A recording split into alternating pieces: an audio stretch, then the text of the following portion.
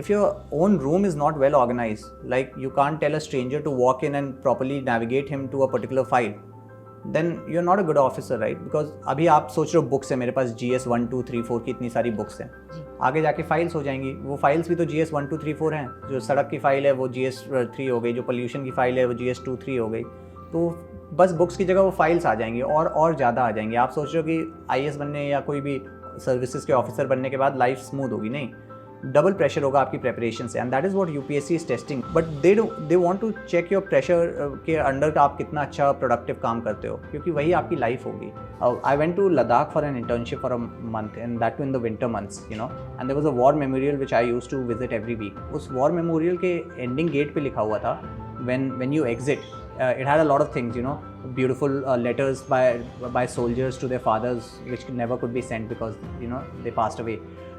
But उसके end gate पे लिखा था while exiting that thank you for coming, while you leave go back to your family and tell them that for their tomorrow we gave up our present, and that was a great thing. So that was a sense of service also towards the nation, you know.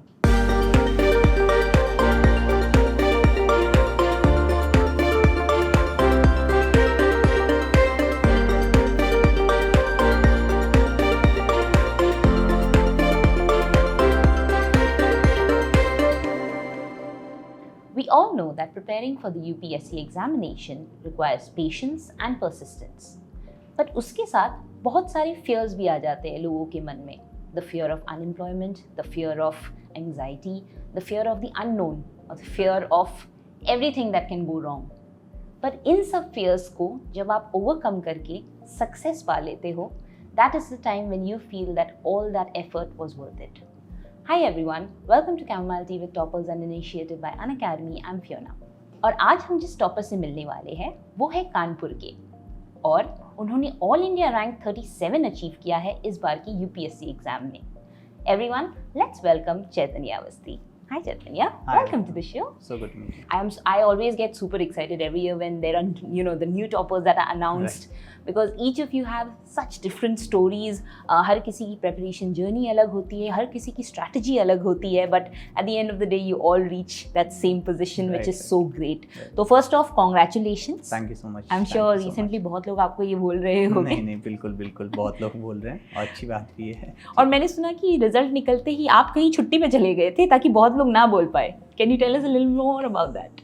नहीं, ऐसा तो नहीं कि ताकि बहुत लोग ना बोल पाएँ। इट वाज बेसिकली कि इन 2 साल में मैंने अपने आप को थोड़ा सा डिटैच रखा, और जब एकदम से आप उस माहौल से निकलते हो, रिज़ल्ट के अगले दिन से ही आपके लगातार फ़ोन बजने लगते हैं, बहुत ज़्यादा लोग आते हैं, अच्छी बात भी है, वो लोग आपकी खुशी में शामिल होना चाहते हैं। लेकिन मेरा थोड़ा सा वो इमोशनल पीरियड था, मेरी मदर के लिए भी वो इमोशनल पीरियड था, और मैं चाहता था कि मैं थोड़ा सा एक ब्रेक ले लूँ जिसमें मैं अपने माइंड को कंपोज कर पाऊँ और थोड़ा सा तैयार हो पाऊँ आगे वाली जर्नी के लिए।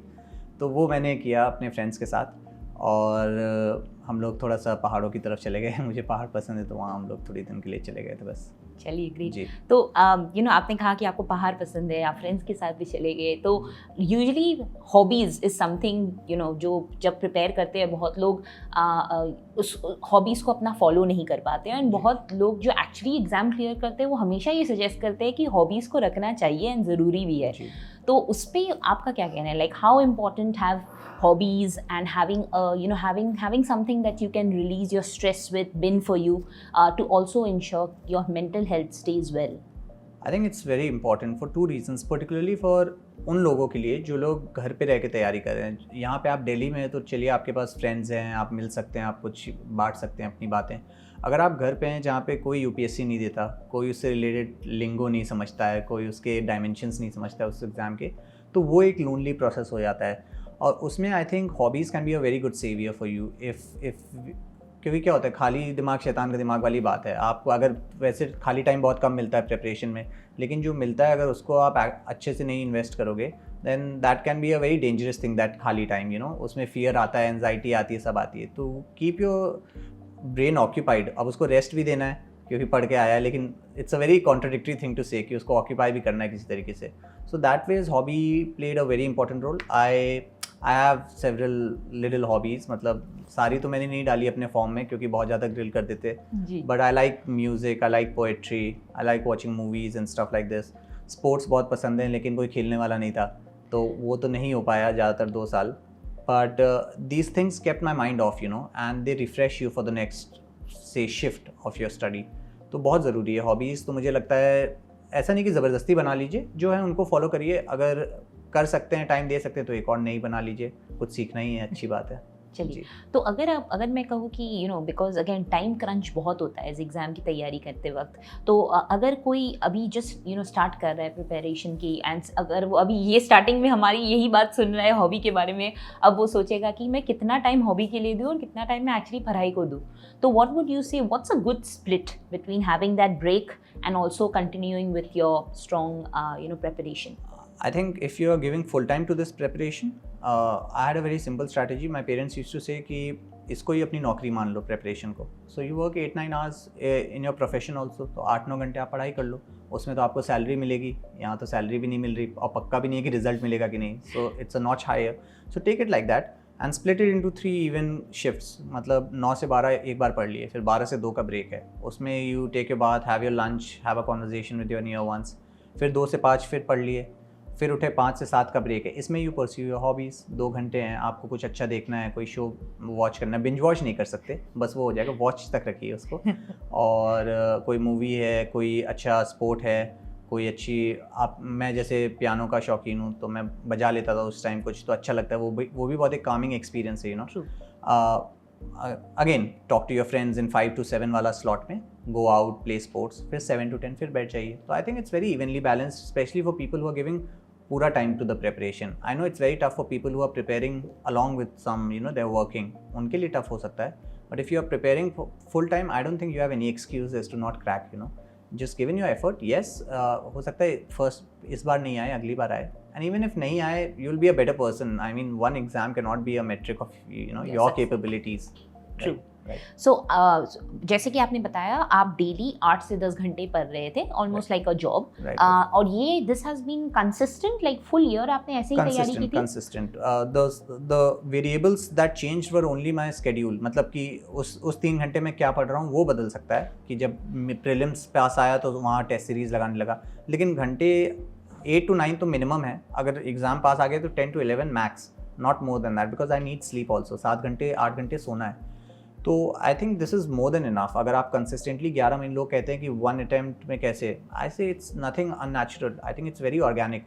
अगर आप 11 महीने हर दिन 9 घंटे पढ़ रहे हो without a break, I didn't take any weekends और anything like that, then that's more than enough to cover this syllabus twice, let alone once. Okay, so you mean कि अगर लाइक बहुत लोग जब कहते हैं कि सिलेबस बहुत वास्ट है, हो ही नहीं पाता है, यू मीन टू से if someone is dedicatedly full time preparing for this examination, 1 year is a good time for them to prepare? It's a wonderful time. It's a quite sumptuous time to complete this examination. And I think I read a quote somewhere which said कि a problem well stated is a problem half solved. So the same thing applies to UPSC का syllabus. आप उसको जितने अच्छे से break down कर दोगे, एक मेंटल ब्लॉकेड होता है. जब तक हम लोग दिमाग में अपनी चीज़ सोचते हैं ना, वो डराती है हमें कि सिलेबस है यूपीएससी का. आप एक बार उसको लिख के तो अच्छे से देखो, बहुत छोटा दिखेगा आपको. मैंने उसको छोटे छोटे बिट्स में बांट लिया, and this piecemeal approach help me a lot, क्योंकि मुझे पता ही नहीं चला कब मैंने वो पूरा कवर कर लिया है. जब तक बड़ा था बहुत डर लगता था कि स्टार्ट ही कैसे करूँ. कहते हैं ना, the most difficult step is the first step. True. तो एक बार जब मैंने वो छोटे छोटे स्टेप्स में बांट के अपनी दीवार पे लगा लिया, then it was very clear to me कि मुझे ये घंटे इतने डेडिकेट करने हैं, ये मेरा सामने सिलेबस है, let's complete it. So I think क्योंकि आपने इस बात को कही है अभी, I want to bring the first question, जो बहुत सारे एस्पिरेंट्स जो है, हमारे जो लर्नर्स भी है, जो ये हमें कमेंट करते हैं, क्वेश्चन भी भेजते हैं कि जो सिलेबस है यूपीएससी का, it's very vast, specially the prelims part is something which is not very, it's quite वेग इन सम एरियाज. तो उस सिलेबस को अगर, जैसे कि आपने कहा, you made it into the piecemeal kind of format, तो if you could just share this entire process of how you decoded the syllabus and broke it down for your easy understanding. Right. तो basically what I did was, you download the entire syllabus. वो A4 sheets में बड़ा बड़ा आता है print होके from any website और UPSC website, and then you take keywords from that syllabus of, so say GS1 has art and culture, then it has history. अब history के 4 पार्ट हो जाएंगे. They will be ancient, they will be medieval, they will be modern, they will be world history. अब आप ancient के topics को divide कर लो, बिग टॉपिक्स और स्मॉल टॉपिक्स में. अब मान लीजिए आपने मौर्य को बिग टॉपिक रख लिया है, अब आप वैदिक एज को स्मॉल टॉपिक मान रहे हो, सो वो पर्सनल है, आपके ऊपर है। तो मैंने उसको बिग टॉपिक्स, हर सब्जेक्ट को ऐसे ही बिग टॉपिक्स और स्मॉल टॉपिक्स में कर दिया। Now when I am sitting for a 3 hour shift, I know that this 3 our is good for completing one big topic, right. तो किसी भी सब्जेक्ट का हो सकता है, पॉलिटी से मान लीजिए पार्लियामेंट है, पार्लियामेंट बड़ा चैप्टर है, तो वो बिग टॉपिक है मेरा। अब मैं जब, क्या होता है ना कि सब लोग डिसाइड कर लेते हैं कि पढ़ना है और फोकस्ड होते हैं, वो टेबल पे भी आ जाते हैं कि अब तो पढ़ाई शुरू करनी है, फिर सोचने लगते हैं क्या पढ़ें। इट्स जस्ट लाइक नेटफ्लिक्स या कुछ और, हमने डिसाइड कर लिया कुछ देखना है।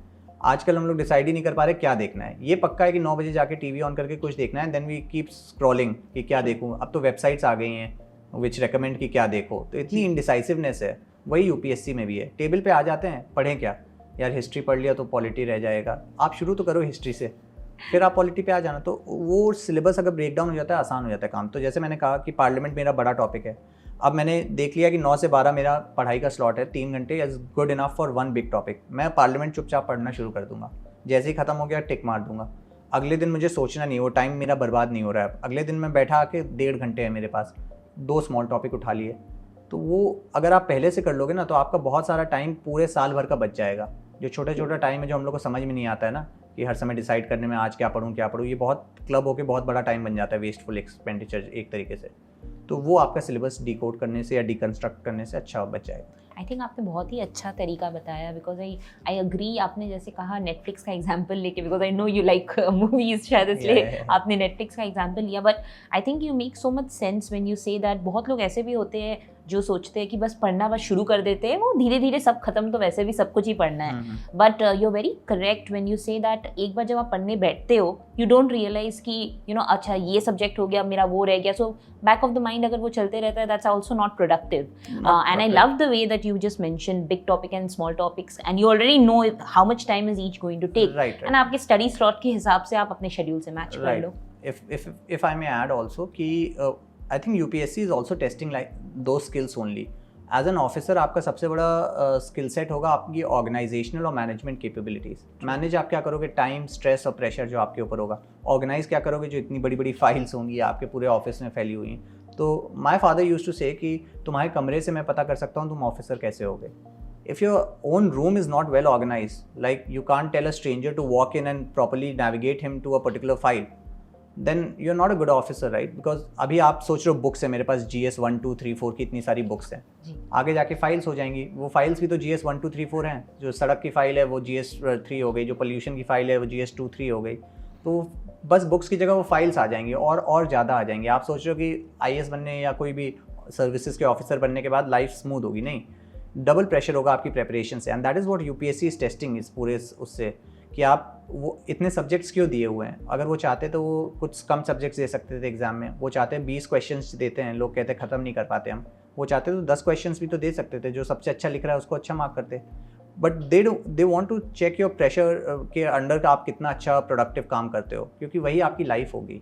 आपके ऊपर इतना प्रेशर होगा, इतना सब कुछ होगा, सारे सब्जेक्ट्स होंगे, कंपीटिंग इंटरेस्ट होंगे, आप कैसे उसको मैनेज करते हो, वही आपको ऑफिसर बनाएगा। तो UPSC एस्पिरेंट में ऑफिसर लाइक क्वालिटीज चेक कर रहा है, वो आप एग्जाम प्रोसेस में दिखाइए तो वो आपको मौका देंगे कि आप सरकार में आके दिखाइए। Great. I think you have so much clarity on every point that is there for this examination, which again I think आपने mention भी किया था, and I've also read about it. I think your dad has always played a very important, influence on you. Right. So why don't we talk a little bit about your family? कहाँ से हुआ? I know आप कानपुर से हो, तो थोड़ा और अगर आप अपनी फैमिली के बारे में हमें बताओ। So I was born in Kanpur. I have 2 elder sisters also. Both were born in Kanpur. But my father was a journalist, and because of which we had been living a sort of a vagabond life. थोड़ा सा nomadic रहा है हमारा बचपन। हम जमशेदपुर में रहे, हम रांची में रहे, हम लखनऊ में रहे, फिर नोएडा, गाज़ियाबाद वाले एरिया में भी थोड़े दिन रहे। तो थोड़ा बहुत ऐसे घूम फिर के हुआ। But you know many people think कि when they look at my background कि अचीवर रहा है बचपन से और टॉप करता आया है स्पोर्ट्स में, अच्छा एक्स्ट्रा करिकुलर्स में, they don't get the background story of it. You know they think कि इसकी तो एजुकेशन अच्छी हुई है, बट दे डोंट सी कैसे अच्छी हुई है। My father started with 700 rupees का salary, and I have seen in those times, my mother tells me the story कि they used to live in a house where the landlord used to ask for extra 300 to open the door to the terrace, right? And during hot times people like to sleep on the terrace and stuff. So she used to save those $300 for our education कि नहीं बच्चा ज़्यादा अच्छा पढ़ ले. So we have seen all those times as well. मेरे माता पिता ने ये इंश्योर किया कि हम बेस्ट स्कूल्स में जाएं. And then we have to make sacrifices on our social front. We didn't know what restaurants were till we were like say in 10th standard or something. So we made sacrifices on that end. मेरे माता पिता ने ये सिखाया कि education पे नहीं sacrifice होगा और आज उसी का हार्वेस्ट मैं एंजॉय कर रहा हूँ. It's their labour, their sacrifices, but the society celebrates toppers and results. They don't see the people जिन्होंने ऐसे पकड़े रखा है मुझे. तो that is a big influence, not just my father but my mother also, but in father particular related to these services. My parents, उन्होंने कभी मुझसे नहीं कहा कि अफसर बन जाओ. उन्होंने कहा कि एक बार यूपीएससी के एग्ज़ाम देना आप. क्यों कि आप वकील बनोगे, आप यूट्यूब क्रिएटर बनो, चाहे आप पत्रकार बन जाओ, कुछ भी बनो, आप अच्छे बनोगे. यूपीएससी का जो प्रोसेस है ना, that's why I say that I was in love with this examination until my father was here. It's a very beautiful process. It teaches you a lot of things within a short span of time. Relationships, who separates the wheat from the chaff, जो अपने हैं कौन वो हैं, ये सब बताता है. But again, when that thing happened, with my father passing away, I saw the ugly side of the examination, which I didn't quite enjoy. But my father rose from a reporter to an editor. फिर वो धीरे धीरे करके state head भी बने. He climbed the ladder the right way, and accordingly he met a lot of many people. लेकिन मैंने उनकी एक आंखों में चमक होती थी जब वो ऑफिसर से मिलते थे. एक अलग तरीके की रेस्पेक्ट सबको देते थे. He met Ratan Tata whom he admired a lot, everybody, but officer से मिलते थे एक अलग चमक. So I as a child intrigue होता था कि I look up to my mother and father the most, कि ये मेरे लिए सब कुछ है, मेरे आइडल्स हैं, और ये इसको देख रहे हैं, इस बंदे को, ये बंदा कौन है. तो वो छोटा बच्चा होता है, वो इंट्रीग हो जाए. उस समय करियर किसको पता होता है, लेकिन मन में एक छाप रह जाती है कि भाई ये कोई है, ये करना है. तो वहाँ से स्टार्ट हुआ. But my father played a very important role, in guiding me. Subconsciously देखिए ट्रेन करते थे. मेरे स्कूल बदलवा दिए जाते थे. So I haven't studied except in one school. I haven't studied in a school for more than 3 years because he was of the belief कि अगर आप एक जगह लगातार पढ़ते हो तो आप कंप्लेसेंट हो जाते हो. आपके जीवन में एक आराम आ जाता है, टीचर्स के प्यारे हो जाते हो, ब्लू आइड बॉय बन जाओगे, और फिर प्यून भी आपको जानता है, सब जानता है, मस्ती भी चल रही है, वहाँ के राजा टाइप के हो जाते हो. तो मेरे साथ ये होता था. तो मैं जहाँ जैसे ही सेट हो जाता था एक स्कूल में, टॉप करने लगा हूँ, डिबेट्स जीत रहा हूँ, स्पोर्ट्स में अच्छा हूँ, कल्चरल इवेंट्स चल रहे हैं, my father used to be like pack your bags, new school. और उसी सिटी में, ऐसा भी नहीं कि इंटर सिटी ट्रांसफ़र हो गई, उसी सिटी में नए स्कूल में पटक देते थे. एंड इट वॉज वेरी, उस समय बहुत उलझन होती थी कि अब मैं यहाँ का दादा था. स्कूल्स में तो यही सब होता है, अब डाल दिया गया, वहाँ के बच्चे परेशान करेंगे, हाँ मस्ती लेंगे, और फिर मैं तो ठाठ से आया हूँ ना, मैं यूज्ड टू नहीं हूँ उस चीज़ का. तो अब दूसरे स्कूल में फिर से वो बिल्ड करो अपना सोशल कैपिटल, फिर से आप टॉप करना शुरू करो, और ये करो और वो करो, एक्स्ट्रा करिकुलर्स. तो मैं फ्रस्ट्रेट हो गया एक बार. मुझे याद है, I was in Hill Top School, then he put me in Bishops, then he put me in Saint Thomas. फिर मैंने कहा कि अब तो आप देखिए, मैं इतना ख़राब स्टूडेंट बन के दिखाऊंगा आपको कि आपके निकालने से पहले स्कूल मुझे निकाल देगा. इतनी बार चेंज कर रहा, I am irritated. And he said a very good thing to me that one day you will realise the importance of this. Right now I know you are frustrated. And he always used to say कि parents का प्यार सबसे strong इसलिए होता है कि it's very easy to be lovable and likeable. दुनिया आपको वो प्यार देती है. Parents do those things at the cost of their own child hating them, and they did it to me, knowing कि ये बाद में इसको रिटर्न्स देगा. And it's a very easy thing for me to say, but for a parent only knows कि उसको क्या लगता है कि बच्चा कुछ उसके लिए अच्छा ही कर रहे हो, लेकिन वो बच्चा आपसे गुस्सा है किसी चीज़ को लेके. And that only parents can do for you, no other relation can. So हाँ, उनका ऐसा देखिए रोल रहा. एक ट्रेनिंग रही कि हर जगह नया पटकते हैं, और IAS के जीवन में भी यही होता है. But that gave me so much of diversity in friend circles, exposures, everything. And even as I grew up, he used to give me books. जो अधिकारी लिखते थे उनकी बुक्स देते थे. तो सबकॉन्शियसली मुझे ट्रेन तो करते थे, डायरेक्टली नहीं कहते थे. ऑलवेज यूज्ड टू से कि तुम्हारी लाइफ है, जो करना है करो, लेकिन सबकॉन्शियसली ट्रेन करते थे. तो that's that, his role was really important. I wish कि इस जर्नी में भी होता, लेकिन ऑब्वियसली रहा, जहाँ से भी थे वहाँ से उन्होंने अपना, मुझे लगता है, पार्ट प्ले किया. Definitely, definitely. So, since we are talking about family, we are talking about आपकी preparation की, journey, we also have to touch upon the part. I know कि आपने, you had to face grief. You had a lot of events that happened. Again, the pressure also, societal pressure, जिसके बारे में आपने बताया. So, ऐसे ही similarly, there are many aspirants who go through their own different demons, right? तो उनके लिए भी, like, since you have already faced something in your journey too, I would just ask अगर आप कुछ suggest कर पाओ for all the other aspirants who are probably facing some issues in their life too while they are preparing for this, because full attention देना to this examination is very important, especially if you are planning to do it in one go. I'm sure हर कोई first shot में ही clear करना चाहता है. No one is hoping for the 5th or 6th year.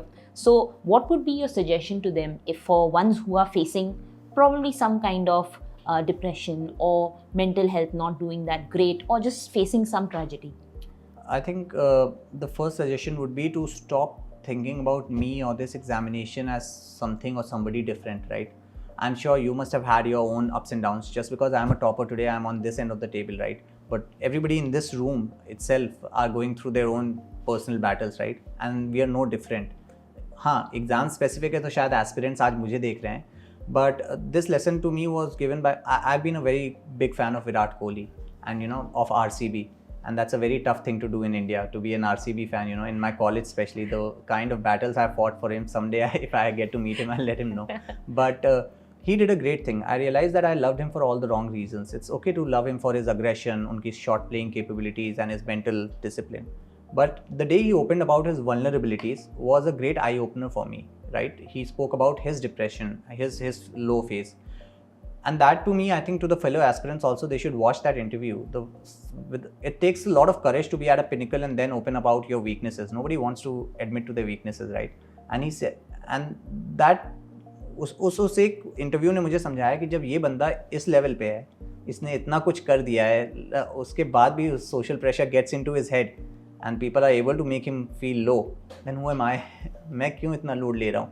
And that lifted a huge burden. Obviously my mother was the primary influence, but I'm talking about non-family if the aspirants, शायद मेरी माँ के role से connect ना कर पाए because that's a personal thing. But if you want to connect to something universal, connect to with Virat Kohli, कि अगर वो ठीक है, he can fight it out through that phase after achieving so much, you can too. So one is that. Two is to kill the overhype of this exam. Treat it as an exam. This is something where I felt my dad missing, but my mom once again stood up so strongly. Till my dad was here, he always used to say कि बेटा ये examination तुम्हारी abilities का कोई barometer नहीं है, right? तुमने कर लिया, तुमको जो करना है, ज़्यादा ही कर लिया है बाकियों से. You never have to prove a point to anyone. The moment he went away, then that proving a point came. People started judging me. ऐसा लगा कि कॉलेज से पहले जो मेरी ट्रॉफीज़ भरी हुई थी पूरी कैबिनेट में, उनका कोई मतलब ही नहीं है. They don't make sense. सब लोग मुझे जज कर रहे हैं सिर्फ ये एग्जामिनेशन से. निकाल लिया तो कंधे पे, नहीं निकाला तो लो. प्रिपेयर कर रहे थे. So that's what have people like those. My mother was the only person during this 2 years who said कि इट्स जस्ट एन एग्जाम. कोई नहीं हुआ तो अच्छा है, बहुत बढ़िया बात है, कहूँगी कि IAS की माँ हूँ. नहीं हुआ तो कहूँगी चैतन्य की माँ हूँ, और अच्छी बात है ना. And that's true. आज भी उनके लिए मैं वही हूँ. आज दुनिया के लिए ठीक है कुछ 3 words अटैच हो गए हैं, उससे बहुत बड़ी चीज़ बन गया है, लेकिन in my heart I'm the same person. So to the aspirants, I think be level in your head and always remember, I was telling before the interview also कि 22nd May तक मैं स्टूडेंट था. 23rd May को result आया. Just because वो 3 words attach हो गए हैं, it does not make me a completely different person. I'm still a student. I still respect my professors and teachers. To think कि just because मैंने एक subject में बहुत अच्छा स्कोर कर दिया, मुझे उन टीचर्स से अच्छा आता है, would be foolishry, right? So have that in mind. Don't take yourself too seriously, and things won't. I know it's easier said than done, but I have also been in your shoes once. So if I have gone through it somehow, you also will brave it through. Great. So yeah. But at the end of the day, stay humble. Yeah, I think stay that humble. is very I nice. think, yeah. Great. So एक चीज़ अब मुझे थोड़ा सा समझना है कि आपने कहा कि स्कूल में भी आप हमेशा अच्छे थे, आप टॉपर ही हो जाते थे, जिसकी वजह से आपके डैड आपको हमेशा मूव अराउंड करते थे. So tell me this that how important do you think doing well academically the entire life is for an exam like this? Because बहुत एस्पिरेंट्स हमारे होते हैं जो हमें कमेंट करते हैं कि ये तो हमेशा से टॉपर था इसीलिए टॉप कर गया. हम तो एवरेज स्टूडेंट्स हैं, किसी एवरेज स्टूडेंट से पूछो तब पता चले. So what do you think that is this actually true that हमेशा से जो टॉपर रहता है वो जाके आगे इस एग्ज़ाम में अच्छा करता है, या do you think even average students can do it? Right. So see, जब पहली बात तो टॉपर होना पाप नहीं है कि वो अच्छी चीज़ करी है बचपन से, अगर टॉप किया है ना, तो उसको पता नहीं क्यों सोसाइटी में ऐसा बना देते हैं कि अरे ऐसी बात नहीं है. और दूसरी बात, आपको एक एंड पता है, आपको मेरा रिजल्ट का एंड पता है ना, जब लोग समझेंगे उसके पीछे का आपको हार्डवर्क नहीं पता है कि टॉप कोई भी चीज़ लाइफ में फ्री नहीं होती। आप तो मोबाइल का रिचार्ज फ्री नहीं होता है, आप टॉप कैसे फ्री में कर लोगे, है ना। तो उसमें बहुत एफर्ट जाता है। लोगों को लगता है कि यूपीएससी की प्रेप 2-3 साल की है, मैं ऐसा नहीं मानता। यूपीएससी की प्रेप बचपन, ऐसा नहीं कि बचपन से कोर्स चलाता है, लेकिन बहुत सारे लेसन्स हैं जो काम आते हैं। अब मैं आपको फॉर इंस्टेंस बताऊँ, पहली बात तो टॉपर वाली बात पे क्यों मैं ऐसा रहा, a great influence was obviously my our parents who took education very seriously. और मेरी बहनें बहुत इन्फ्लुएंस रहीं। आज वो सिविल सर्विसेज में नहीं है तो उनका इंटरव्यू नहीं चल रहा है, but they were the first achievers in my family, right. मेरी बहन डिबेट में अच्छी थी, दोनों बहनें, मेरी बहनें एकेडमिक्स में अच्छी थी, तो मेरे लिए वो कोई नई बात नहीं थी मेरी फैमिली में। It was only living up to the usual expectations कि मेरी बहनों ने किया तो मुझे भी करना है, उसमें कुछ वो नहीं है। तो वो एक डिसिप्लिन की लाइफ हमारी रही है, वो बात सच है। लेकिन सिर्फ टॉपर हूँ इसलिए क्लियर कर दिया, नहीं। मैं टॉपर था लेकिन मेरे साथ मेरे अलग अपने चैलेंजेस थे, मेरे पर्सनल लाइफ में चैलेंजेस थे। ये एग्ज़ाम मैं फिर से कह रहा हूँ 30 से 40% एकेडमिक है। आप देखो ना कितने सारे टॉपर्स हैं, नहीं क्लियर कर पाते हैं लोग। हो सकता है मेरा एग्जाम्पल बना दें इस इंटरव्यू के बाद कि देखो ये तो हमेशा से अचीवर रहा है, टॉपर रहा है, और उसका एग्जाम्पल बना दें। लेकिन आप देखो कितने सारे टॉपर्स हैं जो नहीं कर पाए। और इसमें एक और बात मैं ऐड करूँगा कि performing under the pressure of expectations is much more difficult than being somebody who has nothing to lose. मैं अपने कॉलेज में था तो मेरे दोस्त पूछते थे कि तुम तो रोनाल्डो के फ़ैन हो, तुम विराट कोहली के फ़ैन हो, ये तो सुपर अचीवर्स हैं, इनका फ़ैन होना ईजी है, दीज आर ग्रेट मैन। किसी और अंडरडॉग के फ़ैन होना, तो मैंने कहा अंडरडॉग का ईजी है ज़्यादा, क्योंकि व्हेन यू स्टार्ट विनिंग ना। एक बार मेरा ऐसा हुआ कि I ran out of space in my room, it was a small room and trophy रखने की जगह नहीं थी। And that day I realise घर के अलावा पीपल वर लाइक कि अच्छा जीत के आए हो, ठीक है। It became an ordinary thing for them कि जीत के आए हो, कोई बड़ी बात नहीं, रख दो वहीं किनारे, देखो सोफे के नीचे कहीं रख दो। But the day I lost a competition they were like कि नहीं कर पाए ना, तुम्हारे दिमाग पे चल गया था ना, वो घमंड चढ़ गया था। And that's a kind of pressure, you know, when you are an achiever it comes with people are constantly expecting good. If you get good, great, it's normal for them, but if you don't then they make a big scene out of it. So that's the other side of being a topper, right. तो उसको भी लोगों को याद रखना चाहिए कि जो अचीवर्स और टॉपर्स सो कॉल्ड होते हैं बचपन वाले, वो किस कॉन्स्टेंट इवैल्यूएशन, सोसाइटल इवैल्यूएशन से जा रहे हैं। उनके ऊपर एक एडेड बर्डन है जिससे कोई एक्सपेक्ट नहीं कर रहा, वो तो चलो थोड़ा फ्री है कि नहीं भी हुआ तो भी चलो ठीक है, बोल देंगे कि आपको क्या।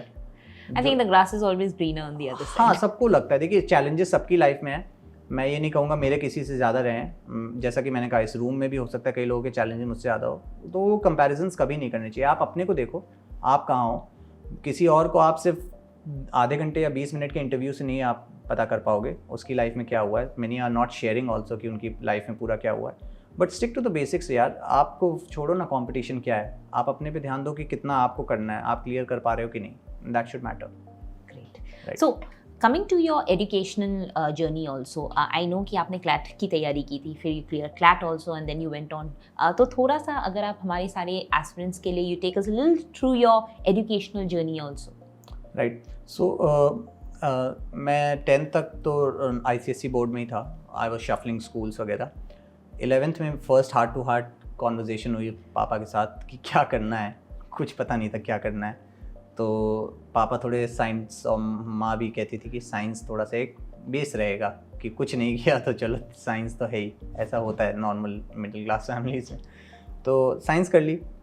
11th में मैं फ़ेल हो गया एंड 10th तक मैं 92% से कभी नीचे स्कोर नहीं किया था, बल्कि एक क्लास में मैंने 99.5% स्कोर कर दिया था। तो उस दिन स्कूल में जश्न हो गया था। तो 11th में मैं फ़ेल हो गया and I remember that day I was crushed, because अगर आप फेल होते हो, आई वोंट से रेगुलरली, मतलब थोड़ा बहुत भी होते हो तो इट्स ठीक है, आप ले लोगे। बट अगर एक ऐसा बंदा जो 92% से नीचे किसी ने देखा ही नहीं वो फेल हो गया, तो आई वॉज टोटली क्रश्ड। और उस दिन मैंने अपने सपोर्ट सिस्टम को रिकग्नाइज़ किया कि कितना लकी हूँ, and that is where luck actually. लोग कहते हैं लक है इस एग्जामिनेशन में, अपना बाद में शायद थोड़ा एक्सपीरियंस आपको बताऊँ लक का कितना खराब रहा है, लेकिन that is where luck comes. The people in your life are the luck you have. And मेरे पिता ने डांटा ही नहीं मुझे, उन्होंने कहा कि चलो एक बात तो क्लियर हो गई, तुम टैलेंटेड नहीं, अगर टैलेंटेड होते निकाल लेते। It's all about hard work. तुमने 10th तक वो टाइम इन्वेस्ट किया, वो रिसोर्सेज इन्वेस्ट करी, एक्स्ट्रा करिकुलर्स में, स्पोर्ट्स में तुमको रिजल्ट मिला। 11th में मैं थोड़ा चिल्ड हो गया क्योंकि बोर्ड्स होता है ना, बोर्ड्स ख़त्म हुए हैं, अब 11th इज पार्टी सीन थोड़ा सा, तो चिल किया फ्रेंड्स के साथ। पता चला कानपुर ही, अपना ही कानपुर नहीं देखा था मैंने इतने सालों से, तो बाहर निकलने लगा, दोस्तों को टाइम दिया, पढ़ाई बिल्कुल नहीं करी, नहीं आए marks. So that was a very good मतलब ख़राब फेस था, नहीं चाहूँगा दोबारा आए, लेकिन गुड लर्निंग कर्व ऑल्सो, कि मेरे पिता ने कहा कि nothing, and Ronaldo also says that talent without hard work is nothing, it's stupidity. तो उस दिन क्लियर हो गया कि अगर मेहनत करोगे तो कुछ मिलेगा, नहीं करोगे नहीं मिलेगा। एंड दैट मेड माई आगे का लाइफ बहुत स्मूथ। बीट क्लैट, मुझे पता था मेहनत करनी है, क्लैट में मैंने कर दी। बहुत लोग टॉन्ट करने लगे स्कूल में, हाँ भाई 10 तक तो आसान होता है, ले आए मार्क्स, सब किया वगैरह वगैरह। मैं क्लैट पे अपना फोकस कर दिया। क्लैट के बाद भी throughout my school college जो भी कॉम्पिटिशन्स हुए, I went to Sweden and won there, कुछ भी और भी किया। Hard work became it became an obsession for me and I started enjoying it. Like till 10th standard I used to enjoy winning. एक अलग उससे वो आती थी, एक एडिक्शन होता है, you start enjoying that, कि जीतना है। ऐसा नहीं कि हार गए तो कुछ बहुत गुस्सा है, लेकिन है कि अपना कर रहा हूँ तो बेस्ट करूँगा किसी भी चीज़ में।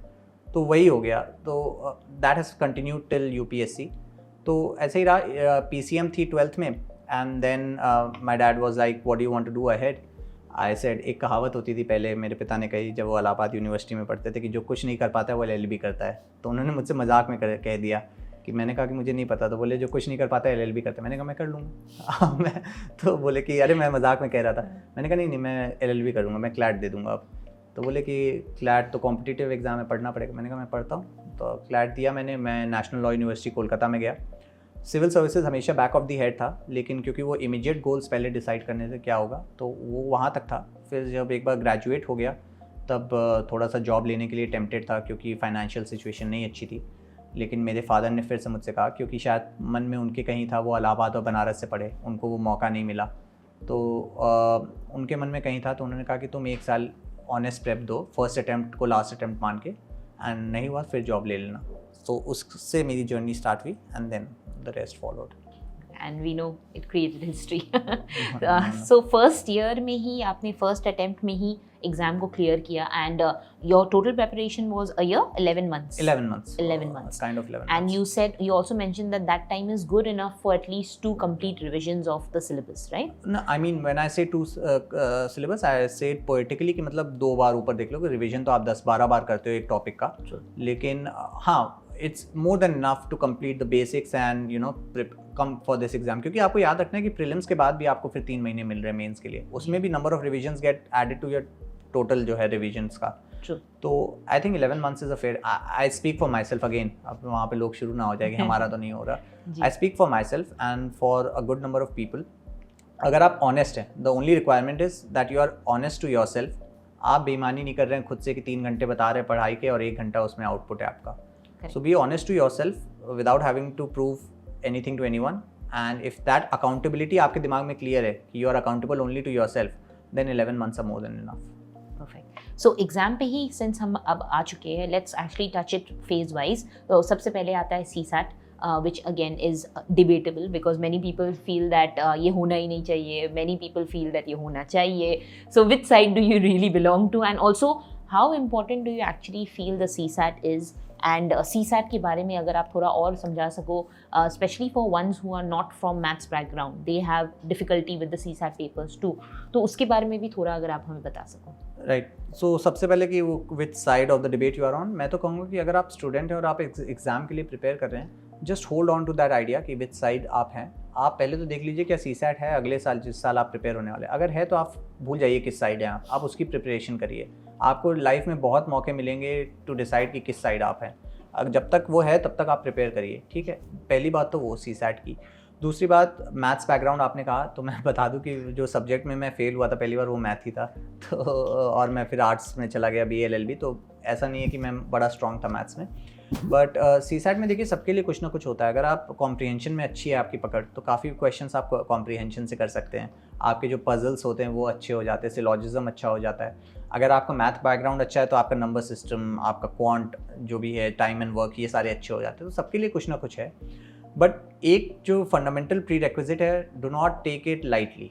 लोग उसको समझते हैं कि सेकेंडरी है, and maybe UPSC is testing that कि आप सो कॉल्ड लेसर हाफ्स को कैसे ट्रीट कर रहे हो, है ना। UPSC में GS will be the prominent one and this would be treated as a lesser half. तो maybe UPSC is seeing that कि आप ऑफिसर बनने के बाद भी आपके पास 10 नंबर ऑफ रिस्पॉन्सिबिलिटीज़ होंगी, उनमें से so called 8 will be socially prominent, 2 will be neglected. तो क्या आप उन पे देखोगे कि नहीं? Maybe they are testing that. C SAT को नज़रअंदाज मत करिए। I know good number of people who are great, who have great calibre, लेकिन वो सी सैट की वजह से आगे नहीं जा पा रहे। तो उसको सीरियसली लीजिए, उसकी प्रिपरेशन करिए। जैसे मैंने बहुत जल्दी पॉइंट आउट कर लिया था मेरी वीकनेसेस क्या हैं। मुझे नंबर सिस्टम वीक लग रहा था, परमिटेशन कॉम्बिनेशन वीक कर रहा था। मैं यूट्यूब पर गया, फ्री वीडियोस पड़े हुए हैं वहाँ पे देख लिए, उसको स्ट्रेंथ बना ली अपनी। जब एग्ज़ाम आया तब दे दिया। And C SAT is a qualifying paper, तो उसका इतना मेंटल ब्लॉकेट मत बनाइए। आपको मिनिमम ही तो चाहिए, आप मिनिमम से ऊपर जाएंगे। आप डिफ़िकल्ट होता जा रहा है पेपर, इसीलिए शायद वो लोग कर रहे हैं कि you start taking it seriously. तो जब तक है तब तक उसको सीरियसली लीजिए। होना चाहिए या नहीं होना चाहिए अच्छी बात है, जब डिसाइड हो जाएगा बढ़िया है, लेकिन जब तक आप एज अ स्टूडेंट उसको टैकल कर रहे हैं तो आप उसकी प्रिपरेशन करिए। सो एनी लाइक, क्योंकि आपने कहा आपकी भी मैथ्स इतनी ग्रेट नहीं थी and that was probably the first subject that you failed in, so what would you suggest, अगर like if you had to give a suggestion to the new aspirants also जो अभी just तैयारी शुरू कर रहे हैं एंड जो शायद मैथ्स बैकग्राउंड से नहीं है, what would you suggest, what are probably the topics which can be scoring for them और can be you know topics which easily can help them get more marks? See so I like logical reasoning. तो R S. Agarwal की book आती थी, मैंने उससे logical reasoning, syllogism हो गया, blood relations हो गए, डायरेक्शंस हो गए, ये सारे अच्छे वाले मैंने कर लिए। ये क्वेश्चंस आपके सॉल्व हो जाएंगे। मैथ में आपकी बेसिकली वही आएगा, permutation combination, dices, probability, time and work, speed, distance. These chapters में से अपनी वीकनेसेस पहचान लीजिए। मैंने अपनी वीकनेसेस पहचान ली थी, उनके यूट्यूब पे वीडियोस पड़े हुए हैं, बहुत सारे पड़े हुए हैं। आजकल तो रिसोर्स फ्लडिंग हो रही है। आप पिक कर लो एक सीरीज़, जो भी medium, Hindi medium, English medium. मैंने जो पिक करी वो हिंदी मीडियम थी, वो अच्छे से समझा रहा था क्योंकि मुझे, और मैंने उससे सीख लिया जो मुझे नहीं आता था। जो बहुत ज़्यादा टफ लगा वो नहीं सीखा, क्योंकि मुझे उसमें रिसर्च नहीं करनी है। सी सैट में कोई ज़्यादा से ज़्यादा 4 क्वेश्चन आएंगे, उससे मैं 4 छोड़ दूंगा वो वाले, अगर बहुत ही ज़्यादा टफ टॉपिक है कोई। वरना जो जनरल टॉपिक्स हैं वो आप कवर कर लीजिए। अगर आपकी वीकनेस मैथ है तो आप मैथ वाले, मैंने जैसे बताया, मैंने आइडेंटिफाई किए, मैंने कर लिए। अगर आपकी वीकनेस कॉम्प्रीहेंशन है, उठाइए आप प्रीवियस ईयर क्वेश्चंस या न्यूज़पेपर और पढ़ना शुरू करिए। So that's that. So comprehension के लिए आप सजेस्ट कर रहे हो न्यूज़पेपर रीडिंग मेक्स इट? अब कॉम्प्रीहेंशन क्या है, पैराग्राफ्स ही हैं, उससे क्वेश्चंस पूछ रहे हैं। आप बेस्ट तो रहेगा प्रीवियस ईयर क्वेश्चंस लगा लीजिए। आप कोई बुकलेट ले लीजिए कॉम्प्रीहेंशंस की, ताकि आपका क्वेश्चन आंसर वे में प्रिपेयर हो जाए। न्यूज़पेपर में हो सकता है आपका वैसे ना प्रिपेयर हो, but use newspaper for your reading speed. Use newspaper for making sense of paragraphs in lesser time, कि जल्दी जल्दी पढ़ के समझ सके। इन सब को ट्रेन करिए और फिर उसको डिप्लॉय करिए कॉम्प्रीहेंशन की प्रीवियस ईयर क्वेश्चंस में। ग्रेट। तो सिंस आपने अभी न्यूज़पेपर पे टच किया, let's actually touch on that point which is also very important, newspaper reading को लेके, because a lot of people say it's an art to actually be able to read it and to you know get the pointers जो mainly exam के point of view से important रहता है। तो अगर थोड़ा सा आप शेयर कर सको कि what is the ideal way for you और the way that you use to do it, आप न्यूज़पेपर कैसे पढ़ते हो, एंड ऑल्सो वहाँ से जो पॉइंटर्स निकालने हैं, कौन सा point exam point of view से इंपॉर्टेंट है, कौन सा नहीं है, और कितना टाइम आपको लगता था? And would you read the newspaper every day? Yeah, newspaper I'd read every day. Newspaper should be sort of your, holy book of this exam, other than the subject books of course. But newspaper भी बहुत अच्छी comprehensive book ही है एक तरीके से, मैं कहूँगा। बहुत सारे सब्जेक्ट्स की मिली जुली, उसमें बहुत कुछ सीखने को मिलता है अगर आप सीरियसली पढ़ो तो। कितना टाइम में पढ़ता था? I try to finish it within half an hour. कई लोगों से नहीं होता है, so I don't want to be speaking from a position of privilege. 40 minutes should be an average time. 40 minute के भीतर ट्राई करिए, ज़्यादा हो रहा है तो और थोड़ी प्रैक्टिस करिए। 40 मिनट्स के अंदर न्यूज़पेपर ख़त्म करिए। नोट्स मैंने बनाए नहीं न्यूज़पेपर के, because I didn't want to take that burden. मैं डुप्लीकेशन ऑफ एफर्ट नहीं करना चाहता था। अगर मुझे एक मंथली मैगजीन मिल रही है जिसमें किसी को तनख्वाह दी गई है 5 न्यूज़पेपर पढ़ के अच्छे से उसको प्रेजेंट करने में, कंसाइज वे में, वो भी स्टैटिक से इंटरलिंकेजेस करके, तो मैं क्यों। और ऐसा भी होता है ना कि नोट्स आप अपनी खुशी के लिए बना लेते हैं, जस्ट बिकॉज एक वो चीज़ है करने की, कि अगर होता है ना कि अगर कश्मीर गए तो दाल लेक में बोटिंग करनी है, तो यूपीएससी है तो आपको न्यूज़पेपर के नोट्स बनाने हैं। कुछ कुछ ऐसे भी क्लीशेज होते हैं जो लोग कर ही लेते हैं, उनको करने का मन नहीं होता, लेकिन उनको खुद को विश्वास नहीं होता कि वो यूपीएससी प्रिपरेशन कर रहे हैं बिना ये किए।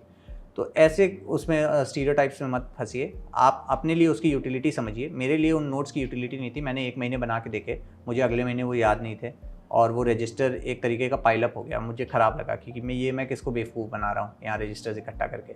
जब वो मंथली मैगज़ीन के मैं नोट्स वे में पढ़ रहा हूँ, और न्यूज़पेपर जो आप महीने महीने पढ़ेंगे, अगर monthly magazine end of the month आती है, तो जब आप हर दिन न्यूज़पेपर पढ़ रहे हैं, मंथली मैगज़ीन फिर जब पढ़ेंगे वो रिवीजन होगा आपका एक तरीके का, राइट। और फिर आप उससे लर्न कर लीजिए। उसमें तो स्टैटिक के लिंकेजेस भी होंगे ना, और अच्छे तरीके से, और कई ऐसी चीज़ें होंगी जो न्यूज़पेपर में मिस हो गई होंगी। सो इसलिए मैंने न्यूज़पेपर को थोड़ा लाइटली पढ़ा। Lightly in the sense notes नहीं बनाए, पढ़ा बहुत सीरियसली, उससे अंडरस्टैंड किया हर चीज़, एक एक डिटेल न्यूज़ और कैसे कौन से टॉपिक रेलेवेंट है कि नहीं। वही जो हम लोग ने सिलेबस डिकंस्ट्रक्ट की बात करी, मैंने अपनी दीवार पे पहले 4 दिन में ही चिपका दिया था सिलेबस को तोड़ के छोटे छोटे कीवर्ड्स में। कोई भी डाउटफुल न्यूज़ मुझे लगती थी कि ये इधर उधर है कि नहीं अपने सिलेबस में, सीधे सामने टैली करता था उस टॉपिक्स में। अगर आती है तो गुड, नहीं आती है I won't look at it, no matter how good the author is, no matter how. अभी 2 साल में मुझे नहीं पढ़ना है, मुझे अपने ये इंटेलेक्चुअल टेस्ट और क्रेविंग्स को नहीं सेटिस्फाई करना है। What ever is relevant for the exam वो पढ़ना है। तो सिलेबस अपने सामने रखिए, जो चीज़ आपके सामने, वही out of sight out of mind वाली बात है, अगर वो आपके सामने है आप उससे लगातार टैली करते रहोगे, so that makes it easy. Got it. Great. So, अभी like since हम लोग we are like quite in the beginning phase of the examination that we are discussing, एक चीज़ जो मैं समझना चाहती थी, prelims का जो preparation है, अभी recently prelims हुआ and we got to know that this year the prelims was quite difficult also. Right. बहुत लोग बोल रहे हैं. So, did you actually see the paper इस बार का? To be very honest, I had a fleeting look, but मैंने पूरा paper नहीं देखा। पहले देखा कि पहले 13-14 क्वेश्चन ही इन्वायरमेंट के थे उस सेट में, मैं तो घबरा गया, मैंने कहा कि मतलब भगवान रक्षा करे। But my friends gave it and that was more so the reason why I didn't look at it, because they came to be a part of my happiness, you know, they left behind their baggage, जैसा भी हुआ वो आए और मुझसे you know celebrate करने के लिए मेरे साथ। And all of them were, मैं ये प्रिटेंड तो नहीं कहूँगा, all of them were partaking in my celebrations, but कहीं तो बैक ऑफ द हेड में होता है ना यार, अपनी लाइफ को लेके भी। बहुत अच्छे फ्रेंड्स हैं मेरे एंड इट स्पीक्स वॉल्यूम्स की ऐसे पेपर के बाद भी वो आए and you know they went out with me and stuff like that.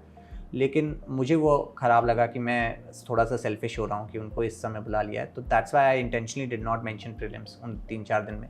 और फिर मैंने देखा ही नहीं, अब वो पीरियड उसी समय होता है ना जब एग्ज़ाम के जस्ट बाद बहुत ज़्यादा हवा होती है, प्रीलिम्स का पेपर देखा कि नहीं देखा। तो वो 3-4 दिन मेरे निकल गए, मैंने नहीं देखा, तो अभी मुझे मौका मिला नहीं है। But I have heard that was pretty difficult, और वो थोड़ा सा ओनली 1 ओनली 2 जो पिछले साल मेरे साल में वो ट्रेंड थोड़ा सा आया था, उसको और बढ़ा दिया है। बट आई फील कि कॉम्पिटिटिव एग्ज़ाम की यही ब्यूटी है, अगर आपके लिए डिफ़िकल्ट है वो सबके लिए डिफ़िकल्ट है, तो वो फील्ड लेवल हो जाती है। अगर आपके लिए ये एलिमिनेशन टेक्निक्स ख़त्म हुई हैं तो सबके लिए हो गई हैं अब। तो that's where I find a comfort corner in competitive exams, कि it equalizes for a lot of people. True. तो प्रीलिम्स की तैयारी, आपके प्रीलिम्स की तैयारी पे वापस जाते हैं, like बैक 1 year back, जब आपने अपनी प्रीलिम्स की तैयारी शुरू की थी, you just mentioned पहले 3-4 दिनों में आपने अपने वो topics and main topics and सब टॉपिक्स अपनी दीवार पे चिपका दिया था। उसके बाद what was your schedule which went on for this entire year prelims की तैयारी के लिए specially? Right. So I had 11 months before prelims. मैंने इंटीग्रेटेड ही तैयारी करी, प्रीलिम्स ओरिएंटेड अगर मैं कहूँगा तो वो शायद 4 महीने या 5 महीने प्रीलिम्स से पहले, may be around January I became all pre oriented, लेकिन इंटीग्रेटेड थी वैसे। माई स्केड्यूल वॉज कि मैंने सबसे पहला काम इन सब चीज़ों के बाद किया कि ये जो सारे टॉपिक्स मेरे सामने थे इनके सम टोटल को 12 से डिवाइड कर दिया, तो मेरे पास मेरे मंथली टारगेट्स आ गए कि मुझे कौन सा टॉपिक। ये जब क्लैरिटी हो जाती है ना, अगर आपके पास जैसे होता है ना ऑफिसर्स को की परफॉर्मेंस इंडिकेटर्स दिए जाते हैं, उनका एक डैशबोर्ड होता है कि क्या क्या था और तुमने कितना अचीव किया, वैसे ही मैंने अपने लिए एक बना लिया वर्चुअल सा, अपने दिमाग में अपने आप को ऑफिसर मान रहा हूँ, तो मैंने बना लिया। मैंने कहा कि ये मेरे टारगेट्स हैं मंथली, ये मुझे करने हैं। अब उन मंथली टारगेट्स को मैंने 4 से डिवाइड कर दिया, तो मेरे पास वीकली टारगेट्स आ गए। Once I am clear about my weekly targets, now I have no excuses. The moment I am on table, I have a target in front of me, weekly target. 7 दिन में मुझे ये करना ही करना है। 5 दिन में कभी कभी कर लेता था, 2 दिन I'll give myself pat on the back and I'll take it off, rest लूँगा कि I've earned this holiday.